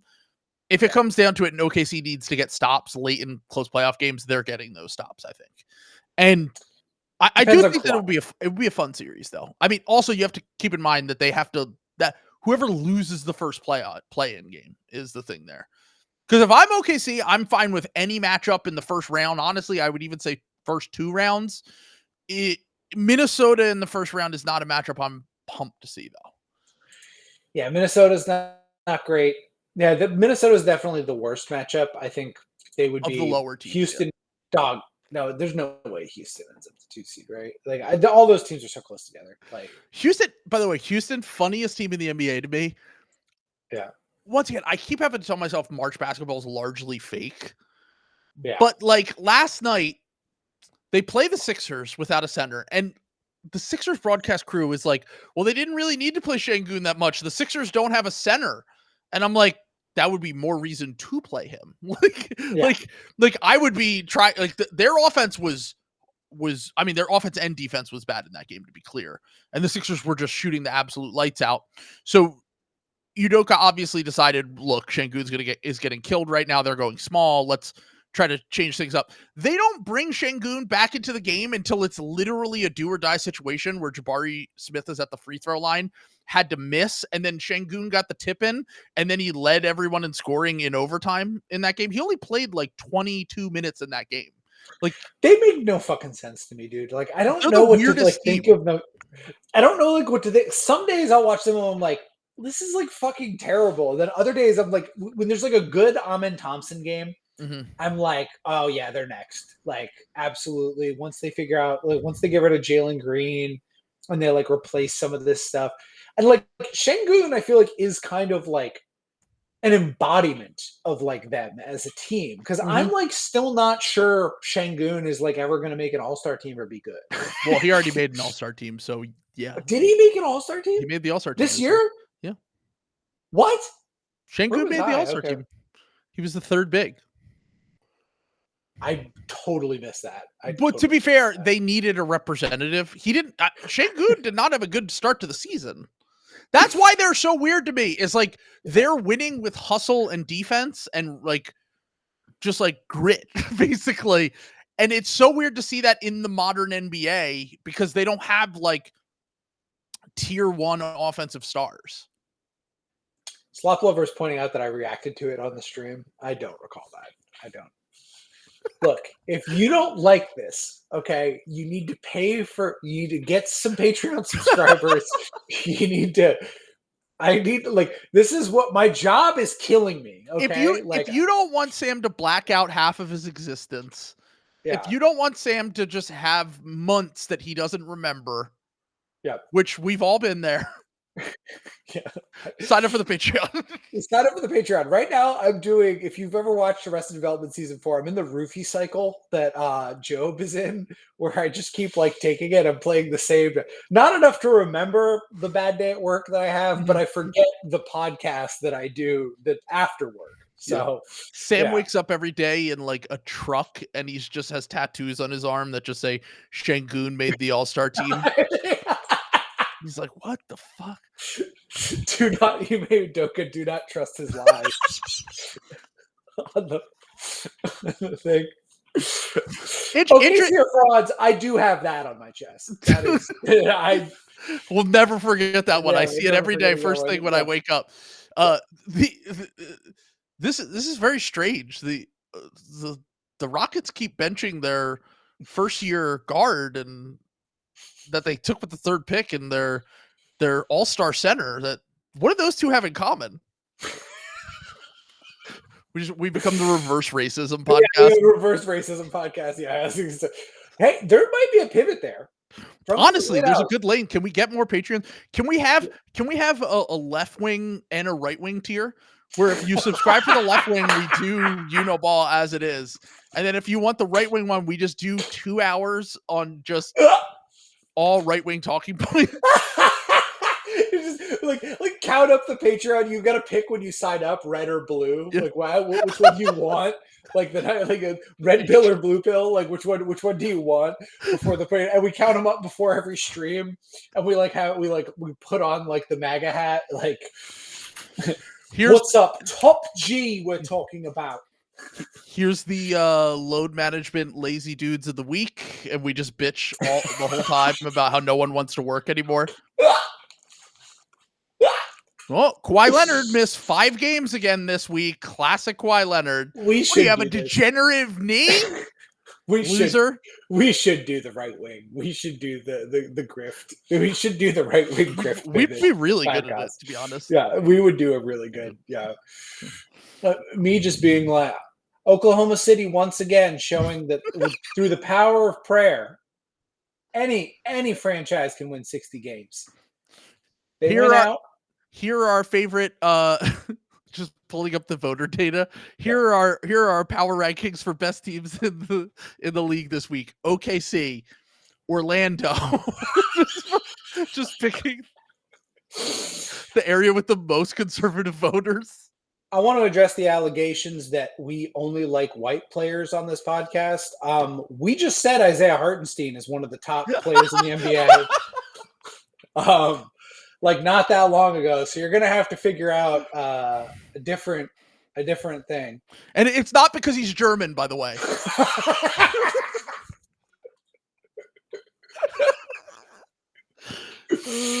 Oh, it's really amazing. We do love Franz. We do love Franz, folks. We do love Franz. Unfortunately. Is Franz a fraud? We're going to have to. I wouldn't say that Orlando's under any sort of pressure this year, but a year from now, if it's the same situation, let's get to talking. It's starting to get a little weird. It's feeling a little weird. I know they've had like a nightmare season. Yeah, they're too young, and they've had a nightmare season. Yeah. But it is. It's trending negatively compared to where I thought they would be before the season. Yeah. But I'm not going to be overreacting too much. Yeah, exactly. Same. Okay. So. All right, I'm glad you took Jimmy Butler, so I could take the player I actually wanted to take. Okay. Julius Randle. Okay. The worst playoff performer in modern NBA history. I'm not exaggerating. Of anyone who has ever made an all-star team, made an all-NBA team, and is considered a star, best player on their team, one of the 2 best players on their team, right? Yes. Julius Randle is consistently underperformed. Now, to be fair to him, he's only made the playoffs twice in his career. The first year was with the dog shit Knicks team that I laid out earlier that was like starting Elfrid Payton. The second year, they had a lot more talent. Did the talent fit? It's hard to say that those guys really work together. But now he's in a situation where they're going into the play-in. They're probably going to be in the play. Another team that everyone was kind of jumping on the bandwagon. Everyone was feeling really good about them. And then they had a hilarious loss last night to the Pacers without Halliburton. And there was someone else that was out for that game as well. But I would say Julius Randle is someone who has a lot to prove in terms of performance in the playoffs. Also, if they lose, he could get traded again. I feel like that's a factor. Yeah. Because we already heard about the Kevin Durant rumors, and it doesn't take a rocket scientist to figure out what the matching salary on that trade would be. Yeah. And on top of that, if he really does well and they make a run, let's say they get back to the Western Conference Finals. Let's just say They get the 2 seed. They upset the Lakers or the Rockets. Well, honestly, I don't even think it would be an upset if they beat the Rockets. But let's just say they beat the Rockets. They upset a team in round 2. They make the Western Conference Finals. No player's perception could change the most positively as much as Julius Randle, because you're starting from such a low floor. Yeah. And by the way, I think he has a player option for next year. Technically could get paid a lot of money after this as well. So you're boosting you're beating the allegations of the playoff dropper shit. Yeah. You're boosting that so far if you make a run and you play well in these playoffs. And then you could potentially get paid and not get traded as well. It's a lot. There's a lot. I thought about like taking him because like for all of those reasons, because also like, you also didn't even bring up the point that Cat was like pretty popular. Like he was kind of Minnesota's like a lot of, that's kind of how they started this iteration of the team. You know, he's kind of he's the Malcolm Brogdon for that like squad, or you know, like kind of coming back and ending up with you know, a less popular player than what he is. But like, so, you know, I think Minnesota fans will absolutely turn on him hard if he has what I would call a standard Julius Randle playoff performance. But also, like, just like you said, he can absolutely be so good that he turns it all around and it ends up fine. My question for you is, I want to get your temperature on this. Okay. Because maybe my temperature is wrong, but I haven't really budged off the Knicks won that trade. Yeah. But if you were to say your temperature check on it right now, Dante turning it around a little bit, Randle playing some of his better basketball, the Knicks kind of being in a weird situation, and they also got the Pistons first, which isn't great, but it is going to convey this year. It's a good draft. It's a good draft. They'll probably end up like with like what, the 20th pick or something, the 19th pick, wherever the Pistons are. Yeah, something like that. Yeah, I think the Pistons are 38, so it'll be 8 and 9. Yeah, right now the Pistons pick is at 17. 17. So not a bad pick. Yeah, it's the perfect range, because it's still a solid enough pick, despite the fact that it has very heavy protections on it, which was the thing you worried about when you got that pick. Yeah.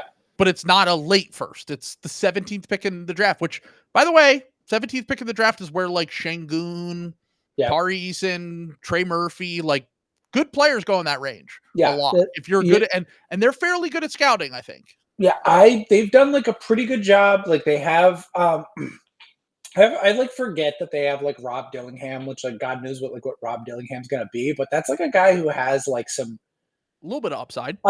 Yeah, like kind of like a little bit of like weird upside in some of these other ways. So I still think the Knicks like quote unquote won that trade, but I also think like when we're just talking about like even value and stuff like that for like for the situation that the Wolves were in, I don't think it's like necessarily like I don't think it's like a bad trade. You know what I'm saying? Like, I think we've had a lot more like worse trades. You know, maybe this looks foolish in the playoffs. Maybe Julius Randle is just hot dog water in the playoffs. But like, I think they could have done like a lot worse. And I think that like, you know, seeing guys like Luka Doncic get flipped for like dying Anthony Davis and, you know, Max Christie, you know, like it's one of those things where like, as we move along in time, certain trades that seemed kind of shocking at the time don't age as poorly as you said, because there are other moves that happen that kind of shift the Overton window, if you will, in terms of what a bad trade is. Right. Yeah. But if they do pull that off, that would be the second time in 3 years, as I pointed out earlier in this podcast, that they've done this, where everyone freaked out about the Gobert trade, and it really hasn't turned out to be that bad. I kind of think Tim Conley's a really good GM who's also kind of a raise my rent like GM. Like I called my landlord and asked him to raise my rent. I think I might have the perfect comp. Okay. Is he the Mario to Nico Harrison's Wario? He might be. He's aggressive as shit. He loves it, especially with Minnesota, where he's a little bit more balance than Nico. Like he doesn't like Nico's making 3:30 a.m. Can I just get a few bumps trades? Yeah. Like Cocaine knows. Conley's are a little bit more measured for sure, but he has since he got to the Wolves, he's had a pretty massive move every few months. Like the Conley, Nickeil Alexander-Walker trade, the original Gobert trade, the Rob Dillingham trade up on draft night, the now the Julius Randle for Cat swap. Like he's done some pretty out there things, I would say. I don't think he's traditionally kind of team built with the Wolves. And there was a lot of risk built into it, but like he might end up coming out looking pretty good here. We'll see, because I'm still saying Karl-Anthony Towns was the best player in the trade, and I think the team that gets the best player in the trade almost always wins. Yeah.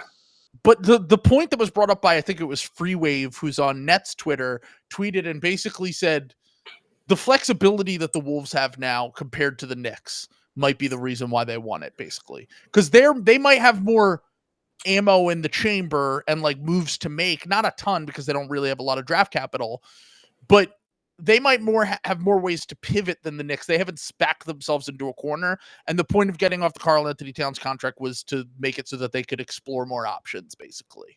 Naz Reid is 25 and like very good. Yeah, like you get to keep.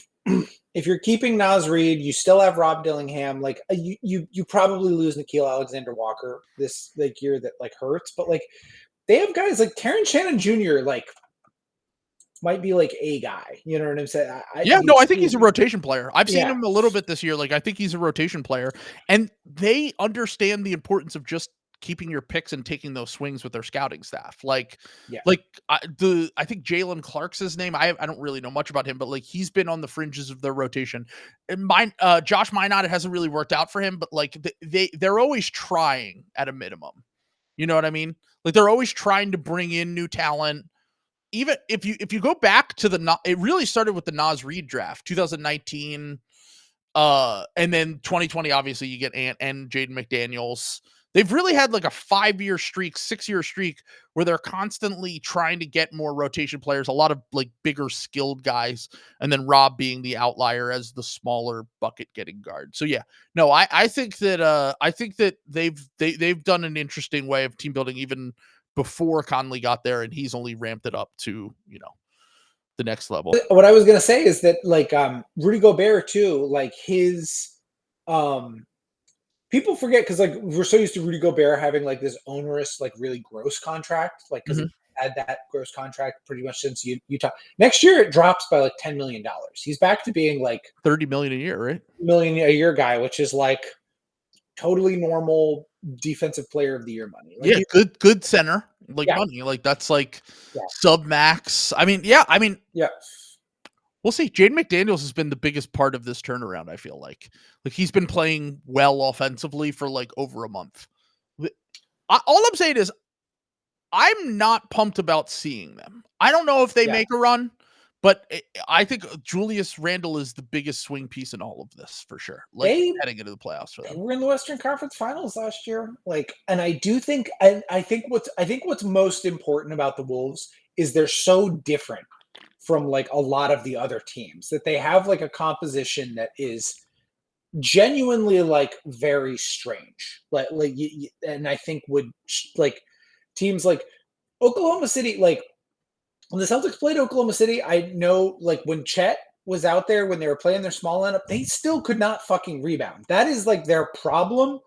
I'm actually dropping Oklahoma City. This is genuine. Like I'm not doing the bit anymore. This is genuine Oklahoma City critique, not me just being obnoxious. That is like the only like real chance a lot of these West teams have against them is because that is the only thing they have like that's like close to a weakness in some of these other games is the rebounding and creating the extra possessions because they're so goddamn efficient with Shea on the offensive end. It's the only way to like really keep up, and their point of attack. Like you talk about, their point of attack defense is so strong, you can't get a good shot off. Yeah. Where you can get a good shot is getting a rebound and going right back up with it. And I don't think Chet's like a very good player. He's not quite there yet as a rebounder. So when they're not playing Hartenstein and they're not running like a double big lineup, they're a little susceptible to that. And I think the Wolves are one of the teams that is like the most built to kind of take advantage of that. The rock ball element of it is kind of when the trade happened. I remember, I think it was Bill or someone else on a different podcast said, this trade tells me that no one thinks that Denver is the best team in the West anymore. And they were kind of right. Like, and this was the pivot that they were saying was like, because the reason why the double big lineup worked was because they had so much size to throw at Jokic and try to slow down the Nuggets. And the opposite side of that is let's make a super long rock fight type team with Julius Randle. I don't think that's gonna particularly work. I still think I'd take OKC, but they've given OKC more problems than anyone else in the regular season, and I think a lot of it has to do with their length and just overall like strength. But I heard Bill say that. The more we get farther we get along from that, I don't think it was that though. I think it was a Naz Reid bet. I really think it was a Naz Reid bet. Yeah, I mean, they're going to extend him after this season. I still have my questions about his defense in the playoffs, like being a big minute player, but that's something that we'll get a chance to see when we get into the playoffs because his offense is very, very legit. All right. So, all right, I have one last pick and then you have one last pick and then we're done, right? Yeah. I think. Okay. Okay. So I'm stealing this one. Okay. Pity in the comments said this in the Discord earlier. Is Sam Sheehan under the most pressure of anyone in the NBA in these playoffs? No. If we get a Boston OKC finals, those stress streams, we might pull in 2K viewers per stream, to be honest with you. We might make generational wealth off of the back of the Schadenfreude streams.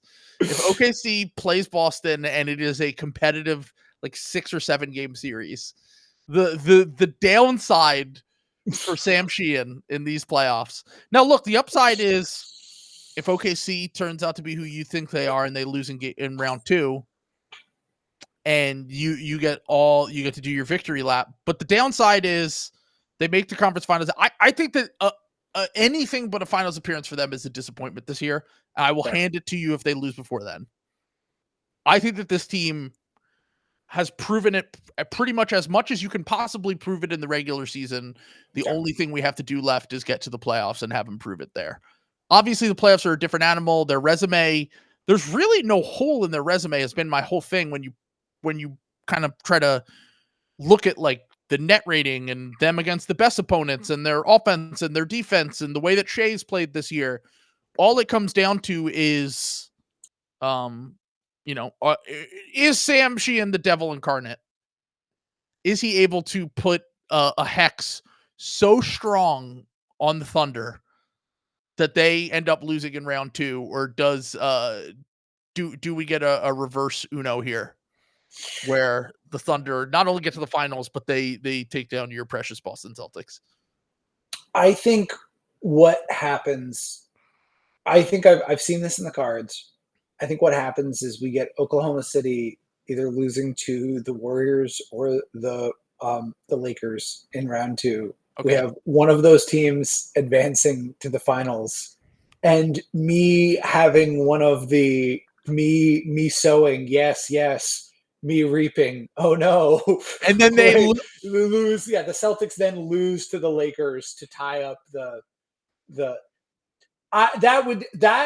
that's actually the best outcome. That's the OKC, worst. No, that is. I thought about that the other day because I was like, I still feel pretty good about like Oklahoma City. Like they are still kind of fraudulent, like in a way that I like know in my soul.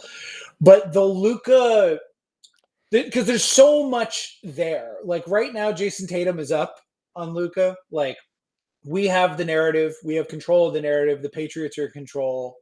The Jason Tatum.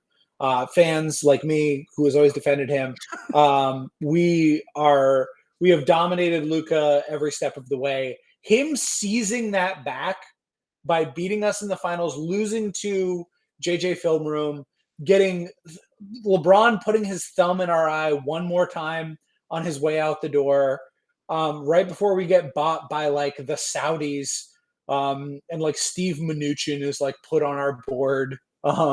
Like that is like the hellscape that I have like seen in the deck for me. That would be worse than losing to Oklahoma City and like getting like swept by Oklahoma City. You're pulling tarot cards now, trying to get in touch with your inner self to learn more about what we're about to say. Because Lauren actually said to me, Lauren's into that stuff. Yeah. She said to me that this wave of what's happening right now in the universe, she said it's similar to 2018. So this time around 2018, and my thought was, well, that was Cavs Warriors finals, right? That was the Celtics Game 7. That was me staying up till 5 a.m. on my last day in Paris to watch that game and them losing to the Jeff Green game. Jeff Green's still in the league. And what could possibly be the Eastern Conference Finals this year, Sam? Oh my God, Cavs Celtics again. That wouldn't see like Donovan Mitchell. I wouldn't like losing to the Cavs would not be like a worst case. You know what I'm saying? Like, I feel like Cleveland, I don't really have hatred for like the Cleveland Cavaliers franchise. It was like LeBron just pantsing us over and over and over again. You know, like it was more that a lot of that animosity is like towards LeBron. So I'd obviously be disappointed in the Celtics because I think they're a better team. But I'm just saying the vision, like, and I was trying to piece together. I didn't even put that part together, the Eastern Conference Finals part, until you literally just said it. Yeah. I was trying to figure out whether what I was trying to figure out was like, what does that mean for the finals matchup? Because does that mean it could mean one of a few different things? It could mean that Celtics, Luka. No, hold on. Okay. It could mean it. Sure. Okay. It could mean Celtics, Lakers, Luka being LeBron in this scenario. Yeah. The Celtics, going for back-to-back titles. Maybe you get a rematch, whatever. There's that element of it. It also could be, are we getting a new, whether it's Cavs Thunder or it's Celtics Thunder, where we're just getting a new like Cavs Warriors, basically. Where, obviously that was at the end of the road for Cavs Warriors, but is this like a reigniting of like a rivalry that we get multiple times in the finals? The Celtics Lakers one actually makes a lot of sense. Also, Cavs Warriors is technically the two specific teams that were in those finals that year are both eligible to make the finals. I don't think it's impossible.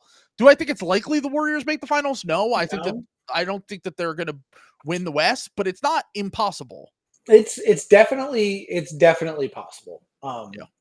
It's 100% possible. I think that is, I mean, even the Oklahoma City one, all 13 Oklahoma City Thunder fans would be in here, boosting our revenue to unheard of levels. So even when I lose, I still win. I'd be doing the Pete Weber, like, love me or hate me, you watched, like, so, but Sam becomes the biggest heel, and he's never allowed to go to that region of the country again. Yeah, I fly over Oklahoma. I'm a Texas guy. I got my dad owns my dad bought my grandparents' trailer down there, so that's so that's where I rock out. Yeah, Sam has real estate in Texas. You heard it here first, folks. I don't know if I can go down. I'm sure I'm like on a list, and that's like a hop, skip, and a jump to like Harlingen, where they like deport you over the border. So I might want to stay away from there for like the next like 4 years. Yeah. There are a lot of things we say in this podcast that probably we shouldn't go anywhere near the borders. Yeah. I'm a little bit worried we're going to be in the Gulf of America. We could absolutely end up easily there. Yeah, it could easily get us taken from that spot. But shout out to that. But no, I think look, I've put all the chips. I'm not blinking. I've put all my chips on the Thunder frauds. Is that your last pick? That is my last pick, by the way, and that was where I was going with this. I think I made back-to-back picks somehow. That's why it got fucked up. So I'll just switch these. So OKC will be your last pick, or is SGA the one under pressure, or Presti? I think it's Sam. Well, no, it's not really. It's not necessarily Sam Presti. It's the concept of the Oklahoma City Thunder's team building franchise. Because as you have said, they literally have perfected the regular season. Regular seasons don't get much better than this. I think we've had like two in NBA history that you would say are better, and it's kind of on the same tier. Well, like with I mean, the Cavs might finish with a better record than them, so I don't think, even though their net rating might be a little bit better, that's the part where I'm like, you can't say, like, ultimately it is about winning games, and like if you didn't have the best record in your own season, then I don't think it can be considered up there with those. But both of those teams, regular season wise, have performed about as good as you can. I just think that you're not a serious threat to win the title building a team like this with. I'm sorry, you can't have like a Jalen Williams. Like, I'm sorry, that can't be your. I know Chet Holmgren is like supposed to be like could like arrive as some of these guys, but like you can't have Chet. I know Shea is an MVP candidate. He's honestly, I'm dropping the kayfabe. He's been awesome. This is like, can you get away with this? Is the ultimate. This is like everyone used to be so pissed at the Celtics for like having their cake and eating it too when they signed like Gordon Hayward and like Al Horford and everything. This is like the triple version of that, where like the Thunder like literally have like 1/3 of all draft picks like over the next like 4 years and have the #1 record in the NBA. But how are your fans going to feel if you lose in round 2 this year and you were doing shit like taking Daniel Tice salary dumps to get an extra second round pick when you like already had like this? Like, I'm not saying they had to go out and like get Giannis, but like really like Cam Johnson that was too much for you to go out and like pay like 2 fake first round picks for Cam Johnson. Was like that was impossible for you to do. Because I would feel a lot better about them. I do think Aaron Wiggins is a fine player. I took him in the best contracts draft. I don't think you can have Aaron Wiggins in your starting lineup and like in a real like. I don't think he'll be starting for them. We'll see. I was just gonna let you rant here until I was just gonna say watch this space. Yeah, because there's nothing else that I can add. But I might join you. Let's go. I might join you if tomorrow the Sixers lose. Let's go. I'm sorry, if the Sixers win that game because they're resting SGA, they're resting Kaysen, they're resting a bunch of guys. Hartenstein's questionable. If the Sixers lose that game, I might, because you know why they're throwing that game, right? Oh, to boost the win up. Is that true? They're sitting everyone for that fucking game? All starters except for Chet are resting. Oh my! I still think they're going to win that game, to be clear, because the Sixers are just that bad. But if they win that game and then they keep the pick, I will, and they lose in the playoffs, Sam Presti will have made an enemy for life for me. I will join you on that side if that is the sequence of events that happens. You're the drone jock tweet right now. The Ors. Give me that turban. I'm taking the Taliban. Like that college game thing. Like I will join me. Yeah, let's go. Sam Presti, you have been a dear ally of mine on this podcast. Do not cross me. I let you have Vince Rosman. I let you steal Isaiah Joe. Those were all fuck ups on our part that I can't do anything with the Sixers management and ownership being cheap. You took advantage of us when we were being stupid. Just don't test me, pal. I will turn you into Trotsky so fast. You will be in exile. This is not. I just want to say this is not the time you want to like cross YKB either, because we're like but usually by the postseason we're a little light on Devil Magic because we usually do pretty well in the regular season. We've been terrible in the regular season this year. Yeah, we might be.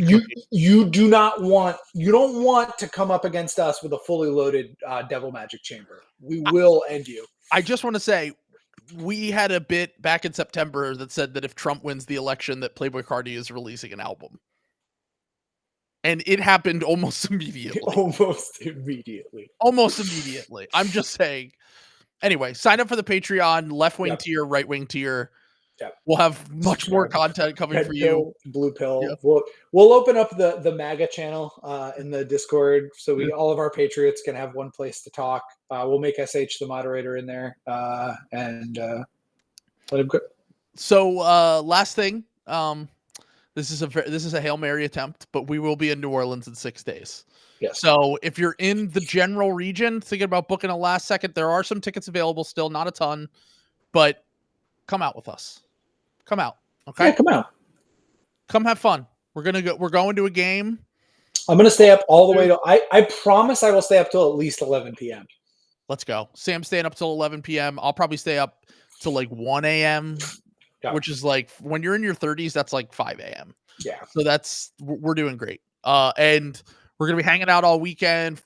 Going around New Orleans, having fun, live podcasts, all that shit. Slop trial of David Griffin live. You don't want to miss it. Thank you for listening to us ramble on for hours. We'll be back with the Patreon episode on Thursday. You want to lock it in for Thursday? Thursday sound good before I leave? I can't record Friday, so I will be on a plane. Your plane will have crashed by then. Yeah, exactly. Yeah. Mine crashes Saturday. Yep. So if you're listening to this on the main feed, there are no balls. Yeah. Unless Sam figures out how to get in once I'm dead. Peace.